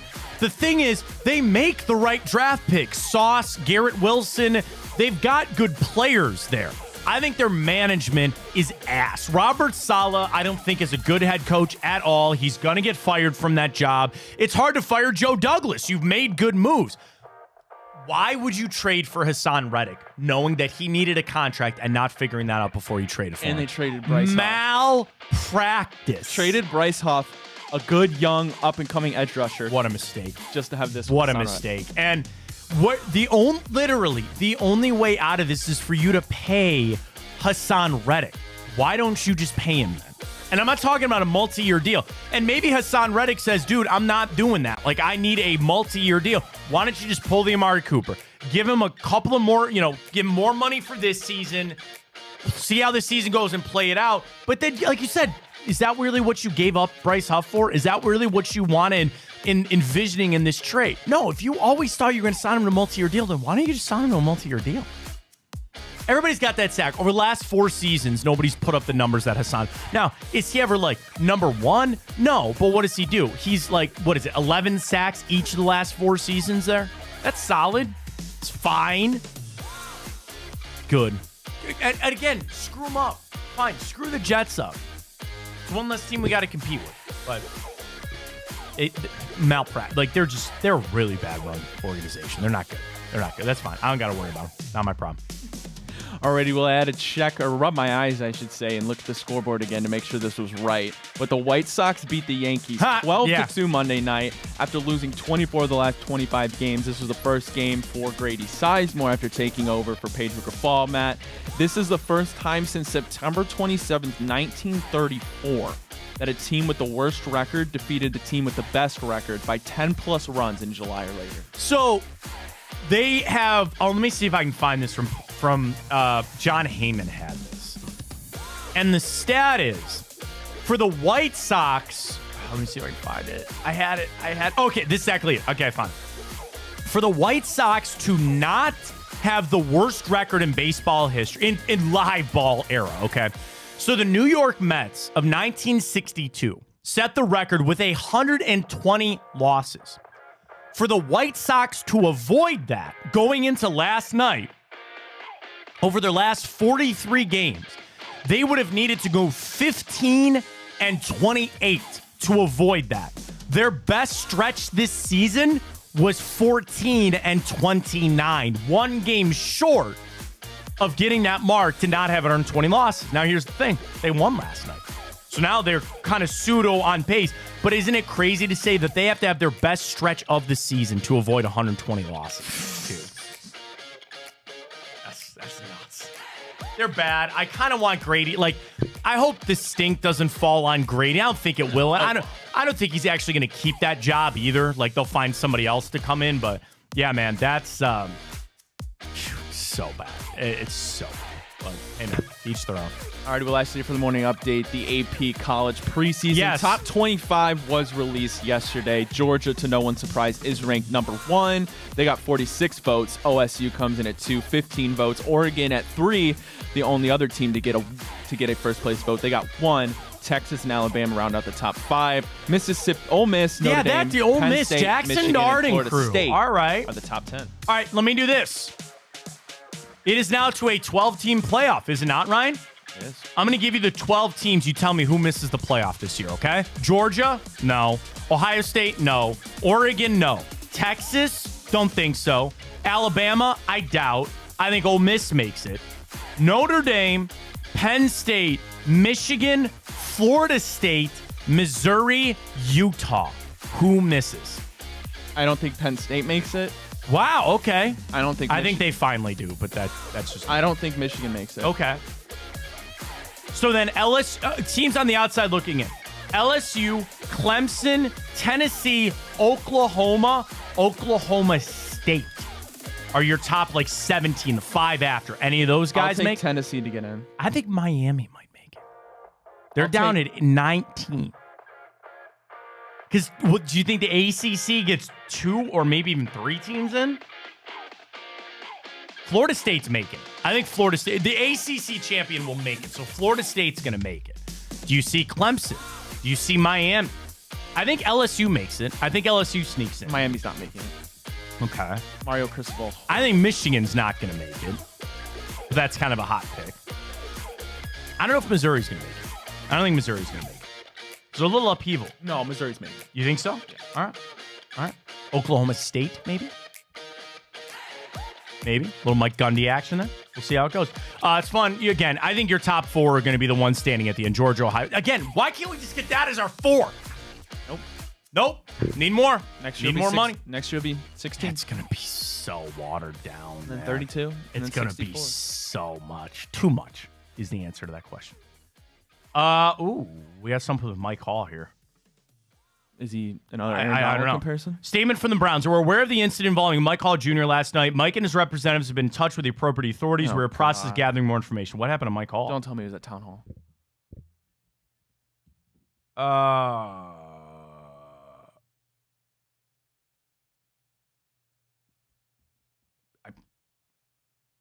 What happened to Mike Hall? Is expected to be arrested following a domestic dispute last night. Man. Oh, goodness. Where's that from? Akron Jackson. Oh, Zach? Okay. Of course. Obviously, that's as legit as you can get. But of course, you know who I actually saw it from? Who? Dov. Oh, okay. I unfollowed Dov, so maybe I shouldn't have done that. Real damn. I probably should put Mike Hall Jr. in here. So Zach's got it. Yeah. He's okay. He's the first one that I've seen. Yeah. Okay. So a domestic situation. Those were never good. Can you read it again? Read it again from Zach, please. If you have. Sorry, I didn't mean to throw it on you. No, you're fine. I got it. 1 second. He said, he tweeted 7 minutes ago, source, Browns rookie defensive tackle Michael Hall is expected to be arrested following a domestic dispute Monday night. Did not say domestic violence. Did not make the domestic assault, but arrested. Expected to be arrested. Yeah. Oh my God. Can't have that. And it's like, when you say that, inherently what happens? People start making comparisons. Oh, we know Kareem Hunt. And oh, wait, what Deshaun Watson did. And I always say this. Each issue is in its own thing. I don't know what happened. Nobody knows at this point what happened. The Browns say they're aware of the incident. They're gathering more information. But, dude. Good thing we got Noah coming on. We do have. That's right. I forgot Noah's at 10:30. That's right. I have not promoted that at all this morning. Yeah. All right. So we'll have Noah at 10:30. So we better run through the grid quick. Yeah. Again, the Browns are aware of an incident involving Mike Hall, a domestic dispute. Correct. I want to make sure that's right. Domestic dispute. Correct. He's expected to be arrested off of that. Again, it's each situation. I think is individual. We'll give pass to this guy or that. Let's just wait for more to come out. The Browns gathering more information. We'll figure it out, but keep your ears to the grindstone on that when it comes to my call. All right, let's rip through the grid. We got Noah coming up. Let's go. All right. Here we go. go. My camera, folks. A little glitchy. Oh, your camera? It's all good. My row. All good. All right, what do we got? Bengals, 5,000 career rushing yards. You know how we do it. Dolphins, 5,000 rushing. Oh, I know. But Bengals. All right, ready? Stopwatch. Go. All right. Dolphins. It's got to be Ricky Williams. Oh, Dolphins. Did Aaron Foster play for the Dolphins? Yeah. Oh, I was going to go with Ricky Williams, but that's fine. What do you want to do? Ricky Williams is good. 99-11. Yeah. Giants. We just go Saquon. Yep. Tiki Barber. For Panthers. Jonathan Stewart. Probably. D'Angelo Williams. Christian McCaffrey. Yeah, he wouldn't. Yeah. He doesn't work. Yeah, Christian McCaffrey is probably your answer. All right, off to it here. Dolphins, Bills, Jordan Poyer. Yeah. Right, wait, did he play in Miami? Yeah. Or did he just get there? Oh. I think he just got there. Really? He played for the Bills last season, so I think he just got to Miami. So let's back that down for a Did second. he not? What? I don't know. Maybe I'm I mean, No, you might be right. I think I'm right. I think he just got there.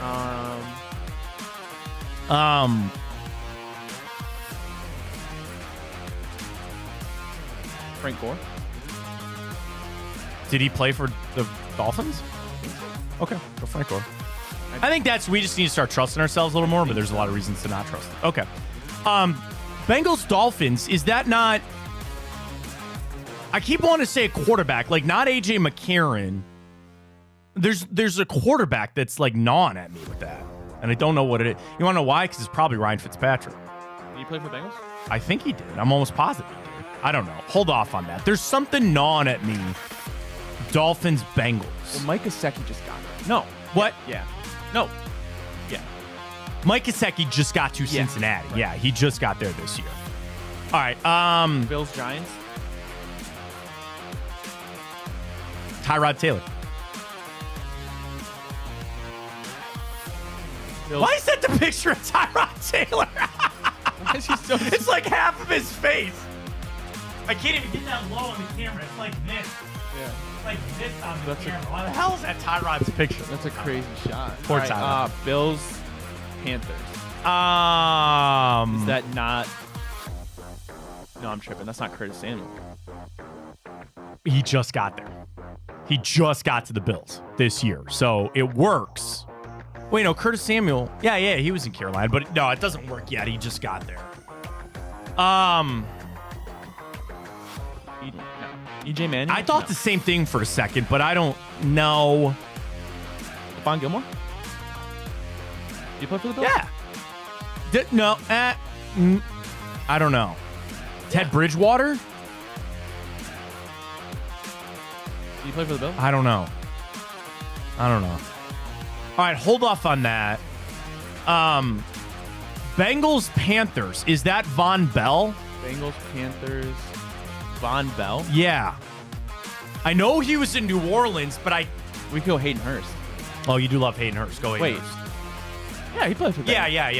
Hayden Hurst works. Remind me, I want to look on Von Bell. I think Von Bell works there too. Bengals Giants. Bengals Giants. See, wait. Kevin Zeitler, right? Didn't we trade him? Did he go to the Giants? I think he did. Kevin Zeitler. Rip it. Kevin Zeitler. Yes. 100%. Okay. All right. There's a quarterback.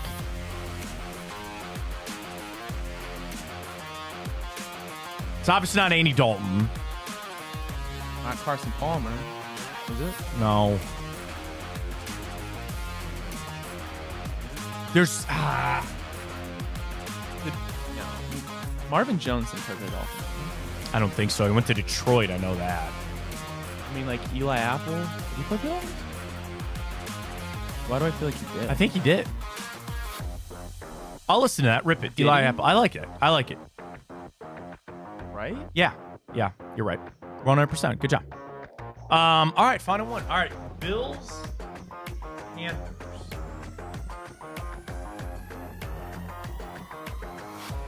Did Sammy Watkins play for the Panthers? Oh, no. No, he did. I know for a fact. I got one. Okay. Remember Kelvin Benjamin? Yeah. You remember him? He got so fat he couldn't play receiver anymore. Kelvin Benjamin is 100% your answer. I told you it's the studio. Fitzpatrick would have worked. I know. I figured on multiple it would have worked there. There you go. Can I Google Von Bell real quick?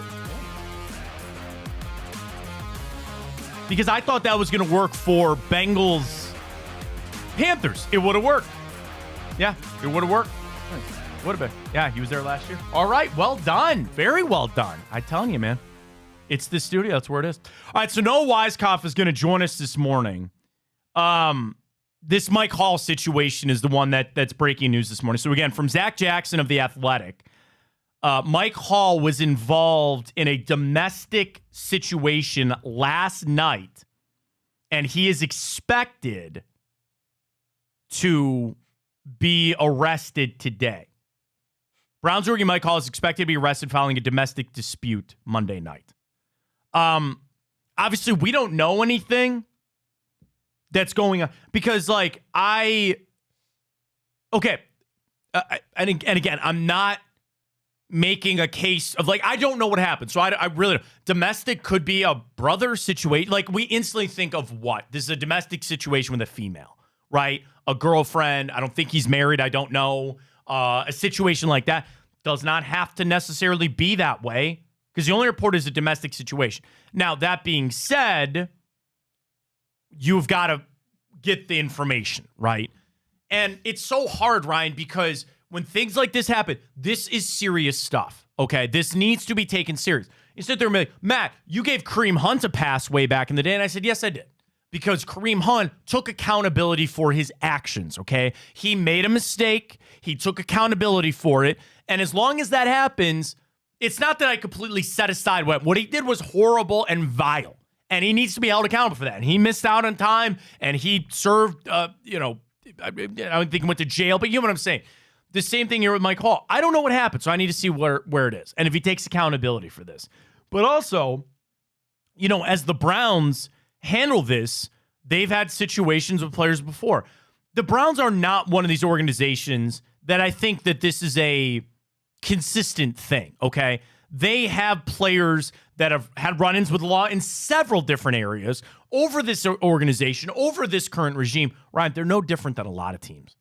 Some of the best teams, some of the worst teams. There's no team that is impervious to having players make mistakes. And again, you got to remember that there is a sliding scale on this thing. Whether you like that or not, And different crimes, they happen. And like, that's where people think this and they instantly, cut Michael Hall. And you just assume you know what happened. We don't know what happened. Let's see what is. And again, if it requires that response, then that's what they need to do. But Ryan, we don't know what happened yet, so we got to wait to see. But that's been the breaking news this morning about Michael Hall. So again, a domestic dispute last night, and they're gathering more information, which I'm assuming they'll find out sometime today. But the fact is that he says, again, according to Zach, that he's expected to be arrested. Probably tells you something. I mean, it's pretty serious stuff. And there's really not much point of us, ripping through this because we just don't know what happened. But again, that was from Zach Jackson this morning, that Michael Hall has been expected to be arrested. So we'll have Noah on coming up in a couple of minutes. Don't know if Noah will exactly have any, more information on that, but we'll ask him on that. Really want to have him on to get his thoughts about where we're at with this training camp, certainly getting through to the joint practices. And you know me, man, I want to get his thoughts on everything going on with Deshaun Watson and him playing or not. Tomorrow, starting these joint practices with the Vikings, the teams always try to, and again, it works out that this is the team you got to play in week 2, and they're open to it. But there's relationships there. Obviously with Kwesi, former Browns front office person now being the general manager, you kind of go to your players and you go, hey, man, these are our friends. These are our peers. Don't make us look like idiots out there. Like, keep it above board in these practices. So I think that lends towards hopefully things go well over the next couple of days. And you don't have all these big fights. You don't have all these injuries that'll happen. It's in a controlled environment. But Ryan, will you put more stock into what you see? You know where I'm at, man. I'm sick of seeing grainy sideline footage of Deshaun Watson and, he made this throw and he made that throw. That's all good and well. I think it'd be better if he wasn't looking great. But so far, training camp's been fine. Will you put a little bit more into these joint practices or no? Yeah. All right. I mean, I'm not going to tell you you're wrong for that opinion. If you think that's, again, the Browns are going to put more into this because they said, you think you're going to be able to get a more work in than you would a preseason, right? You think that this is better than a preseason game because it's controlled and you think you get the same amount of work, then you would have to put more into this, right? You would have to sit there and say that their corners versus our receivers. Without Deshaun Watson facing an actual pass rush, man, I don't know how much okay, get your work in, that's fine. But I don't think it replicates a preseason game. I really don't. And, they like it because they're going to try to keep people healthy. Wait, I'm sorry. I was lost and I misunderstood your question. No, I actually completely No, I'm agree talking about, do you think that this means more than are you going to put more stock into this than anything else you do the rest of the preseason? It's kind of what I'm getting at. Yeah, no. It's just a regular week. It's just a regular week to you, right? Well, I mean, I think it's very important. I mean, it's the first time Deshaun Watson's fully clear. I'm trying to balance. I know you're trying to balance because you're trying to get this camera fixed over here, and then Noah's ready to go here coming up in a minute. I get all of it. I don't mean to throw that in. No, the question is, is this week more important than the rest of the preseason because of joint practices? Well, Deshaun Watson's going to play in the final, so. Right, and he's cleared for contact. So he's not going to get hit to the ground. I'll put more weight in the preseason. You're putting more weight on the preseason than yes. This. Okay, that's kind of what I'm getting to. For me, this is just another week. This is just another week. And I get that the team wants to put the more work in, and it's going to supplement, or I should say supplant a preseason game. It's no different for me. It's really no different for me than anything else that they have going on. But we'll have to see how it goes. So again, Noah's going to join us coming up, and we're going to start with this Mike Hall situation. So again, this is breaking news for other people that are in some issues there. But again, statement from the Browns. We're aware of the incident involving Mike Hall Jr. last night. Mike and his representatives have been in touch with the appropriate authorities. We're gathering more information. We'll have no further comment on at this time. Again, from Zach Jackson this morning, The Athletic, Mike Hall was involved in a domestic dispute last night, and he is expected to be arrested. I'm assuming by the city of Cleveland police. That was not in there, but we see how it goes. All right, we bring in Noah Weiskopf, OBR, Browns of Noah, Twitter, Instagram. Noah, we know this just broke 20 minutes ago. Not sure if you have any more information or anything on this Mike Hall situation that, again, came out this morning where he's expected to be arrested following a domestic dispute last night. I wish I had more for you guys. It just happened like 15 minutes ago, so I'm still trying to do a little digging and see what really is going on. But yeah, other than what Zach Jackson had reported, and the Browns obviously are aware about it and are not willing to make any further comment, and they'll just have to see what happens. You know, and it's hard for us to comment, Noah, because again, we don't know what happened, and there's repercussions on different things that happen. We don't even want to speculate. We don't even want to guess what's going on. But just from a football standpoint, Mike Hall is counting on him. You know, I wanted a lot of things out of him this year, and I'm not saying we have no idea. You know, this could be a serious thing. This could be a legitimate suspension. He could be cut from the. I have no idea. This could be nothing. This could be a fine. This was a mutual thing. I don't want to say mutual combat. It's just we can't even begin to speculate. But just from a football standpoint, I was counting on Mike Hall to play a lot this year for the Browns. A lot of people were. And like, I know yesterday I was watching practice and he was out there on the kickoff return on the defensive side of things. Like he was going down he was shooting down the field full speed, going to try to make a play on the kick return. I thought that was interesting that he's in on those sort of special teams things. Usually you don't see many D linemen and on that, but it shows you how athletic he is. And yeah, I mean, you weren't the only person expecting a lot, right? The Browns were expecting, or still are expecting, a lot of production out of him and in this defense and Jim Schwartz defense. And not only, I guess, on special teams now, but, you know, obviously on the defensive side of things, getting after the passer, getting him one-on-ones. Yeah, and again, we'll have to wait to see. I'm assuming this will come out soon, maybe about exactly what had happened. Browns have a statement. They're aware of the situation. They're still gathering information on Mike Hall. We get any updates before we wrap up, we'll tell you exactly what it is. Noah Weiskopf joining us, OBR. Follow him on Twitter and Instagram at Browns with Noah. Before we get to this week, Noah, let's recap the game. Anything that really stood out for me from Saturday? It was a lot of backups. I don't really care. The offense looked poor. It was Ken Dorsey calling plays. You mostly got out of it healthy. The Whippler injury sucks. They bring in Nick Harris. Biggest takeaways from you from Saturday's exhibition there? Yeah, Jamari Thrash, I think, is the biggest thing you could take away from that. I do think Kevin called plays that game. He did? Okay. Yeah, I think Kevin called plays, and just to sort of get everyone back into a rhythm, I think DTR looks good. You want to continue seeing that. I know a lot of people go back to, you know, what he did last preseason. He did sort of the same thing and then wasn't at his best when he played. I think it was the Ravens. He got crushed by the Ravens in the regular season, but DTR looked comfortable, gave them a spark in the second half. But Jamari Thrash, man, made some nice catches. Even Amari and Brown, another undrafted guy, made some nice catches down there, had a touchdown called back because of the illegal man downfield with Zach Zinter. But yeah, I think Jamari Thrash is your big takeaway. And I think that Aiden Robbins is almost, to me, feels like that sort of guy that the Browns are trying to hide a little bit to make sure that they can sort of clear him through waivers, get him back on the practice squad, and be your John Kelly, if you will, for the next however long. Yeah, and obviously John Kelly, they had some roster moves going on. It's a great question. I was going to get to you later, but I think now's the perfect time. Is there a position that you're keeping an eye on, like maybe an under the best thing about the Browns, there are no camp battles, right? I don't need to know who my starting quarterback is. You know everybody. But are there individual guys, like you mentioned there with Robbins, or even a position that you're really kind of keeping an eye on to see on the backup kind of maybe even special teams level? Oh, wide receiver for sure. Mike Woods has looked really, really good throughout He's camp. making it. I think he's obviously, I don't think it was a question that he's out. No, I think this David Bell injury, Bell was already on the outside looking in for me. Now I think it's all but sure he's not going to make it. And I think Thrash and Woods for sure make it now. Yeah, I mean, Woods almost feels like that sort of last guy that they could keep. To me, David Bell makes this team. The Browns are really confident in him and what he's able to do. They almost see him as like a safety blanket for quarterbacks. But yeah, Kevin Stefanski obviously said yesterday that he'll be out a week or two. I don't know how much that necessarily hurts him. I think that if I had to guess now, he probably makes the team. But there's some good wide receivers down there that aren't going to make it. Amari and Brown, like we just mentioned, has had some big plays. He's taken return reps.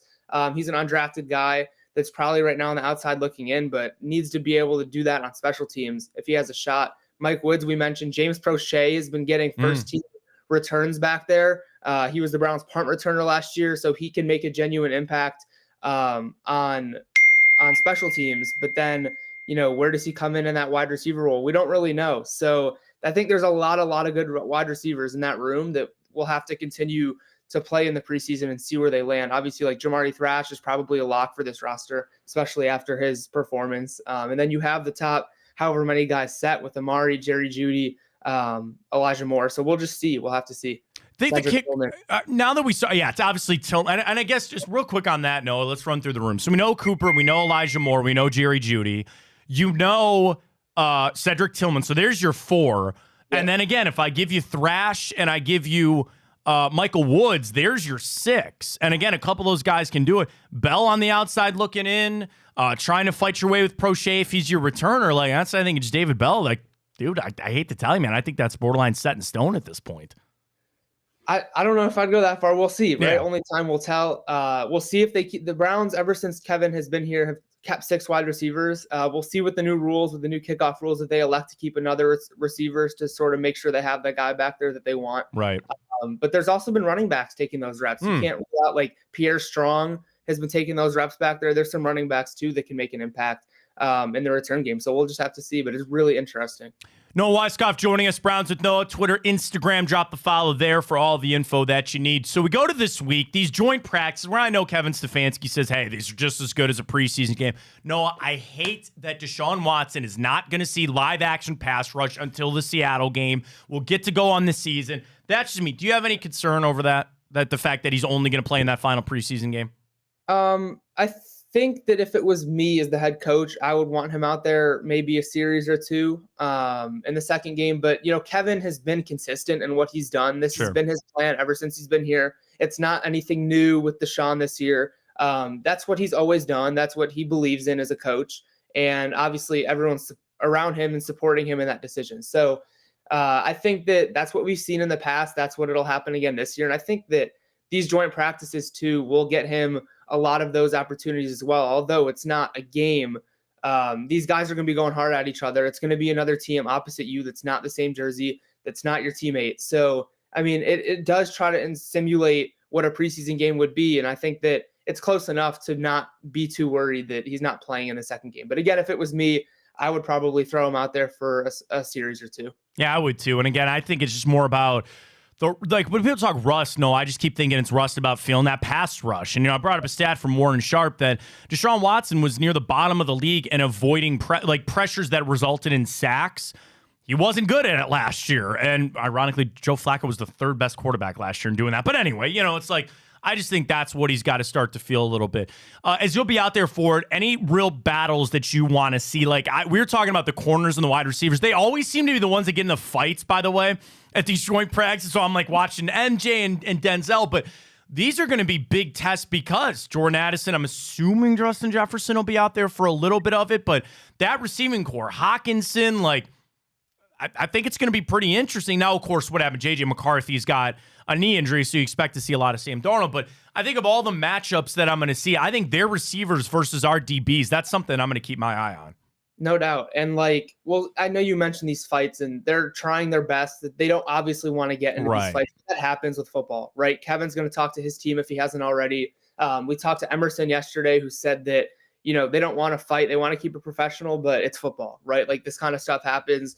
The NFL is obviously getting a little more harsh with it, right? Finding both the Lions and the Giants from their joint practices $200,000, or was it? Yeah, $200,000. $200,000. Yeah. Mm-hmm. So we'll see how many fights come out of it. And I know that, you sort of look at guys, who's going to be the one to start something.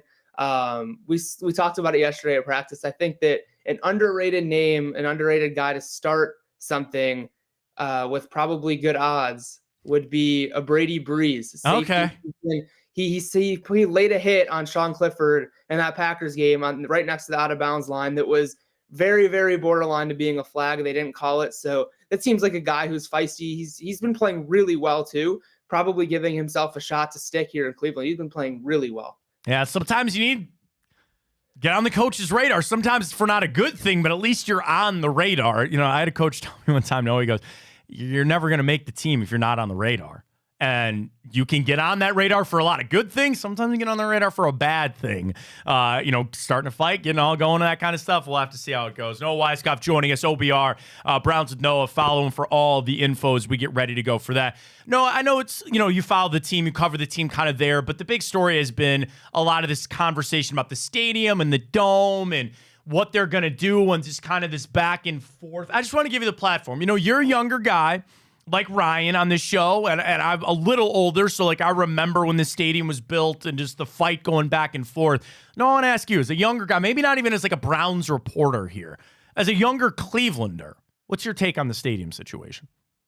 Yeah, it's hard. I mean, you could really see both sides. I think that ultimately they'll end up going the dome way. I think they'll build a dome in Brook Park, and I think it's really important to look at other teams throughout the NFL that aren't necessarily for those that argue that, well, the team won't be in Cleveland, the team won't be playing in Cleveland. There's a lot of teams that don't play in the city that they're named after, right? The Dallas Cowboys play, I think it's like 20 miles away in Arlington, Texas. Obviously the Jets and Giants do not play in New York. So there's a lot, and there's more, but there's a lot of those kinds of situations throughout the NFL. I don't think that would be necessarily an issue that people should be worried about. I think that, there's a lot of opportunity, right? If you build this dome, there's a lot of opportunity for new entertainment. There's a lot of opportunity for new, things to open up around the stadium. It would open up a lot. Obviously there's pros and cons to both, but I think the Browns are leading that way. And obviously with teasing that video of, that beautiful, like just complex that almost, they hired the same people that made SoFi and all those other big time complexes. So I think that ultimately they end up doing that. And I'm in favor for it. I think that it brings a lot of new, and players will absolutely love that kind of thing being built and being able to play in there, and obviously bring so much else to the city with hosting whatever that might be, a Super Bowl or Final Four, any of those kind of WrestleMania, any of those kind of big time events. Update on Mike Hall. This is from Scott Petrak. Avon police say rookie defensive tackle Mike Hall was arrested this morning, and he's currently being booked at the Avon Police Department there. So this is out of Avon. That Mike Hall was arrested this morning. Again, alleged domestic dispute last night. Browns are aware of the situation, gathering more information. But again, that's just coming out from Scott Petrak a few minutes ago that Mike Hall was booked in Avon and arrested by police this morning. So I like to see. So no, I would say probably no matter what, like he's out for these joint practices. What happens? Again, I wouldn't want to speculate. We don't even go down that path because we have no idea what happened. But there's the latest going on. Wanted to ask you our two for Tuesday. We always ask 2 questions, 2 answers on a Tuesday. So it's perfect you're here now. The second one is much harder, but the first one is Browns related. Are you at all worried about Amari Cooper's relationship with the Browns after the Ayuk situation? We haven't really had any odds since. Like it came out that it was alleged or reportedly Cooper at 2-5. Ayuk seems like he's staying in San Francisco. Cooper sends out that IG message and kind of gets things a little stirred up there. Any concern there with the Browns' number 1 receiver? No. I don't think so. I think that he understands this is a business, and I honestly don't blame him for putting that type of thing out. He knew exactly what he was doing, and his name being shopped around, and I don't know how aware he was that it was happening. I don't know if the Browns, talked to him before all of that sort of went through, but yeah, I don't blame him, and I don't think that there's anything to be concerned about. It's a business. The Browns were doing what they should have done by, Andrew Berry every year says, if we have an opportunity to get better, we're going to explore it. And that's sort of what happened with Baker, right? Baker thought he was the guy. They explored another opportunity with Deshaun, and then the rift sort of started there. But yeah, I don't think there's anything to worry about. He's got 1 year left. It's a big year for him to be able to get another contract wherever that might be, if it's in Cleveland or not. I don't think anything to worry about. Fair enough. So there you go. All right, second 2 for Tuesday, no. And you got to picture it this way, all right? You pick one, the other one's gone forever. You don't get to enjoy the other one at all. It's like you just rocket right past it, okay? Fall or summer. You only get one. You can only pick one. You either get the fall and everything, football, the Christmas in the air, the holidays, summer, boating, golf, all that. Summer or fall, you only get one. Fall. Fall. Good answer. I think we're unanimous here on the show. Football, right? You get football season. I think so, yeah. What's to beat? How can you beat it? Right. I think the weather, I made the case for the beer selection is awesome in the fall. Yeah. The holidays, Thanksgiving and Halloween, they are my 2 favorite holidays. So fall is the answer there. You don't have to think about it. Fall, you get that nice weather, the nice breeze, the 68 degrees and a little bit of a breeze with some sun. Yeah. I love it. I love it. No, really appreciate it. We'll be following at Browns with No. I'm sure, again, updated stuff on this Mike Hall situation as we get more. He's on IG. He's on Twitter. He's Noah Wisecoff. Always appreciate your time, man. We'll talk to you next week, all right? Of course. Yep. See you then. There you go. Noah Wisecoff. So, again, the news this morning, none of us, we're finding this out. So again, Mike Hall from Scott Petrak, he was arrested and booked with Avon police this morning after an alleged domestic dispute last night. So the Browns are aware. They're gathering more information. And I think it's just unfair, Ryan, to sit here and speculate any further. I think at this point, obviously, he would not be at the facility today, I would imagine. They figure out what happened.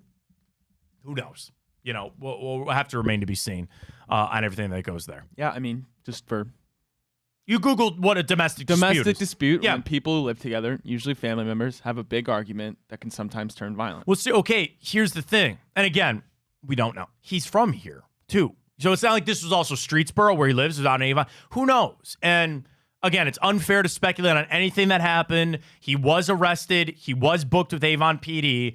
So with that, and I guess just on a timeline situation, you'd expect it to be released exactly what happened here. If he has bond, gets out, there's maybe some sort of statement today, or at least a little bit of information on what exactly happened there with Mike Hall. So we'll keep you updated if we get anything else. Let's do this because we're at it. Great stuff with Noah. Always great stuff with Noah. You want to rip through a quick time hop, and then we can get into our plays for the Guardians this evening? I think that's a wonderful idea. Let's do it.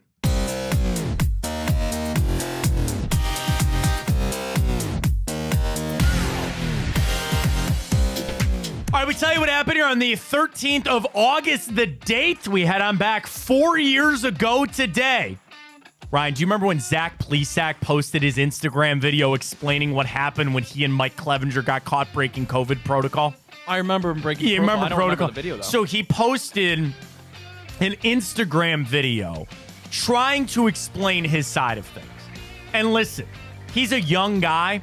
Bro, that never works. When he sits there and he tried to say like, oh, the 8 people that we were with, they all were tested and they were all negative. Dude, you broke away from your team. I can't tell you the reason why. I know the reason why, but I cannot tell you it. Just tell me off air. I can tell you off air, sure. If you really want to know, I'll tell you later. Well, of course I do. Now you say that. Oh, yeah. But he really wanted like Arby's, It was late. He wanted to go get some food. You really wanted something. Well, yeah. Stop it. Arby's. Stop. We're moving. Anyway. They got good roast beef. But the thing I'll remember about that was that like Adam Plutko and some other people on the team, they were pissed. They're like, dude, we're fighting to try to get this season on, and you're going out pulling this bull crap. And then Plesac, which again, that video was just such a mistake. Admit you're wrong and move forward. That's one of the, obviously him and Clevenger not on this, whatever. They crossed the line. There was no coming back from that, but Plesac posts his IG video explaining what happened with him going out that night with Clevenger. And again, I don't know if they actually ever really took full accountability on it. It's part of the reason neither one of those guys are here. This day, 2018. So I want to paint this picture, right? 2018 Browns camp. What are we in the middle of? Hard knocks. Right. You got to remember, everything that they shoot does not make the show. Right. Because the Browns got to sit down and go, we talk about a play there. You got to take that out. We got to take this out because it doesn't help us ipso facto. There's a report from Peter King that during Hard Knocks, Todd Haley looked directly in the camera and said, it's not my idea to keep Baker on the bench. Peter also said Hugh was going to have a problem with Todd Haley very soon. I would be pissed if my OC said that. Dude, they hated each other. And obviously, Todd was pushing for Baker. I would Hugh can wanted. his ass. What's that? I would can his He ass. tried to fire him, and then they said, nope, you're both gone. I would can his Hugh ass. thought he was getting called in a meeting to say we're firing Todd Haley. He goes, no, you're both out of here. If Ken Dorsey did that just to fancy, Well, that's the thing. Did you ever imagine that happening? No. You want to know why? It's because why he hired Todd Haley, and I know Hugh has come out since and said he had Haley shoved down his throat from Ken Dorsey. Oh my God. John Dorsey. And John Dorsey was trying to get it that eventually Todd Haley would take it over, and the alleged from Haley that John Dorsey told him that job was going to be his when he fired Ken Dorsey. For the love of God. When he fired Hugh Jackson. The drama, man. The drama. just nuts. All right, Mike Hall is going to be taken for arraignment this morning. So arraignment is like, if you ever watch My Cousin Vinny, which is usually where I get My Cousin Vinny and like best Where your court law knowledge where it's comes pretty from? much my law knowledge. Judge Judy? I never watched Judge Judy. Really never watched Judge Judy growing up. The arraignment is, do they decide there's enough to proceed with a... Well, no. Arraignment, I think, is just where you plead guilty or not guilty, and then they take it from there. But anyway, he's going to be arraigned. They believe sometime today he's going to be taken to Avon Lake Municipal Court sometime today for an arraignment. What's an arraignment? Defendant finds out what they're charged with and what rights they have. Yeah. Is there enough to actually charge them with a crime? So they got to figure out exactly what happened. So again, Mike Hall arrested this morning. We'll get more information as we go. This day, 2016, Michael Phelps swims his final event and wins the gold in the 4x100 to end his career with 23 gold medals. So greatest Olympian? Oh, it's not even close. Simone Biles? No, Phelps. Phelps? He has more medals. Katie Ledecky? Maybe. I'm close. All right, Michael Phelps it is. We go back. Browns preseason, this day 2015. I just love doing these because we just go to the box score and bring up so many names of the past. Are you ready? Yes. We take on Washington. We lose 20-17. Okay. We had 4 quarterbacks Okay. play this day 2015. Do you think you can name any of the 4? Brian Hoyer. No, remember he was gone after 2014. Okay, so Johnny. Johnny's one. No. Colt was gone. He was gone. He was Seneca gone. Wallace was gone. Gone. They did bring in another veteran, though. Delone was gone. Delone was way gone. They brought in another veteran that was supposed to start maybe over Johnny and help him out. McCown. Josh McCown is correct. There's 2 more. I would say This they've was started. before Kessler. Yes. Yes. But another guy, like, if I said they started for you, it wouldn't really help because there's a long list of guys in there. One of these guys eventually did have to start for you. This was before RG3. Correct. Man. Are they... Nothing. They were barely anything with the Browns. They had to start, but they really never had NFL careers beyond that. I might not know. South Carolina. One of the guys went to South Carolina. I don't know if that helps you. Nope. Connor Shaw. Nope. And Thaddeus Lewis. Thaddeus started. Lewis. Okay. Your leading rusher in that game was Johnny Manziel with 14 yards and a touchdown. Terrence West had 2 carries for 10 yards. Leading receiver, Brian Hartline. Nice. 3 receptions, 30 yards. Darius Jennings, Vince Maley, Josh Lenz, all in your receiving for that day. Your leading tackler was Christian Kirksey. Landon Fichtner had 8 tackles, and Ibrahim Campbell had 7 for you. Washington starting quarterbacks. Mentioned a lot of them. RG3. RG3, Colt McCoy, and Kirk Cousins all played for Washington in that game. Alfred Morris was their leading rusher. Andre Roberts, Ryan Grant, all their leading receivers. Huh. Nice. Isn't that crazy, man? 2015, there you go. This day, 2008, Michael Phelps becomes the winningest athlete in Olympic history. He wins his 10th and 11th gold medals at the Beijing Games. He also set 5 world records in 5 events in 2008. Yeah, he's absolute dominance. Remember when Travis Hafner had the season of 06 when he hit a ton of grand slams? This day, 2006, he hit his 6th grand slam of the season, which tied Don Mattingly's record for the most in a season. Sad one. This day, 1995, Mickey Mantle passed away at the young age of 63. This day, 1976, the Toronto expansion baseball team announced their name of the Blue Jays. I like the Toronto Blue Jays. I think it's a good name. think it works. I think it works very much. This day, 1958, Rocky Colavito made his pitching debut for the Indians. He had 3 scoreless innings. Indians lose to Detroit, 3-2. Very happy birthday goes out to former Indians outfielder Andre Thornton, David Faraday, Elvis Gerback, Devin and Jason McCourty, Ben Hogan, Alfred Hitchcock, and Sebastian Stan, all celebrating birthdays today. Today's International Left-Handers Day. Are you left-handed? No. Nope. I know a couple people that are. I'm trying to avoid my son being left-handed. I don't know why. I don't want him pitching.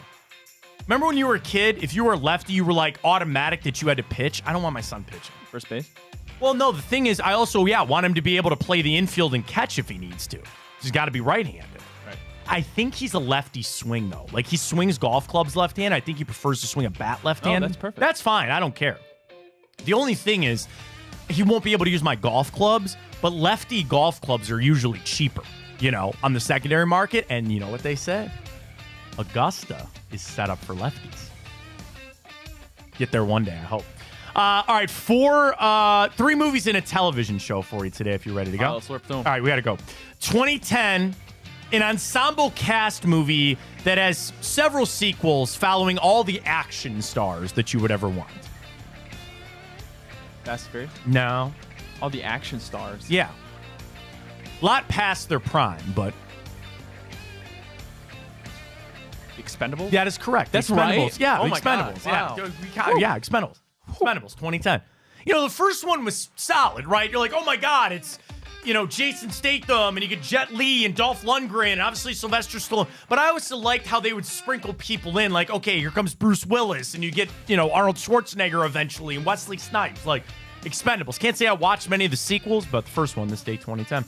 All right, this day, 2008, a comedy about the making of a war movie. And Robert Downey Jr. goes there, man. Tropic Thunder. Tropic Thunder is correct. Can't say I've ever seen it. Yeah, I don't think that movie I don't think I've ever seen it, but... A movie that would not fly today. Yeah, I would. Well, now everybody's joking about how, Doom. Dr. Doom, and like, oh, he's just going to come back and play T'Challa, too, And it was Kang. Oh, and Kang, yeah. Dude, how bad did that screw up Marvel, man? Yeah. That screwed everything. Now, we get Dr. Doom, which is fine, but man, did that screw things up. All right, television show, this day, 1997. This show, one of the biggest of all time. Friends. No. Good, right era. A little early for Friends was a little earlier. Okay. But this is an animated television show that's still on to this day. SpongeBob. No? SpongeBob was like 99. This is 97. Simpsons. No, a little early for that. Family Guy. Simpsons really earlier. Nope. Family Guy was 99 too. Am I on the right track? Yeah. Kind of. This thing was giant with my generation of people because it was edgy and out there and It's animated. Yep. King of the Hill? It's much more And it's still going? oh yeah. These guys had to fight. Not fight, but like their thing when they South Park. South Park is correct. Trey Stone and Matt Parker. Right. I think it's Trey Parker and Matt It's Stone. Trey actually. Parker and Matt Stone. They had to fight with Comedy Central. They said, "You want to redo it? We hold all You cannot tell us not to do something." Basically, we hold all creative decision making with this show. There's nothing off limits. We will go there. Show. We will do it. I wasn't allowed to watch it as a kid. I still tried to. Never really hit with me though. Never really hit with me. But They had the new that's the thing. They do a lot of Ozempic special. Yeah, that's the thing. They do all the current Cartman affairs. goes on Ozempic. I can't even tell people you. who can't afford Ozempic go on Lizzo. Oh, is that what they did on the Yeah. show? Yeah. I mean, they have nobody is safe from South Park. Everybody is, but South Park is correct. All right, final one. A little before your time, came out this day, 1982. I'll lay it up for you. It follows the adventures of a guy named Spicoli. Fast Times at Ridgemont. Fast Times at Ridgemont High is correct. All right, guards, let's go. All right, end action tonight. And NFL on my thing. I'm like, we get NFL tonight? No, Thursday night. All right, Guardians in action. They are a pretty big favorite, minus 145, which is over for everything on Matt Boyd. You like it? Yeah. He might throw over unders 8.5. He might throw a no hitter. You think so? What if he did that? That'd be crazy. Assad is on the hill for them. A win and 2 no decisions last 3 starts. 4 innings, 6. Okay, here's the crazy thing. He only has 9 strikeouts in his last 3 starts. So he's only averaging 3 strikeouts. So I don't know what his over-under on strikeouts would be. But I might take the under on that. All right, here's trends quick. Over has hit 4 out of the last 5 games for the Cubs, but they're only 2-6 straight up in their last 8 games against Cleveland. The over has hit 8 out of their last 12 games on the road. For the Guards, over has hit 8 out of their last 12 games. Under, though, 6 out of their last 9 against the Cubs, but over 7 out of their last 8 at home. I'll tell you what. This is what I'm going to do. If I get in my What are you going to do, freaking Matt? app, What are you going to do? I'm going to win some damn money, Ryan, is what I'm going to do. I need to make up for yesterday. What? Did you see Bobby George mugshot? Yeah, I don't want to talk about it. I mean, because he got booked this morning, too. I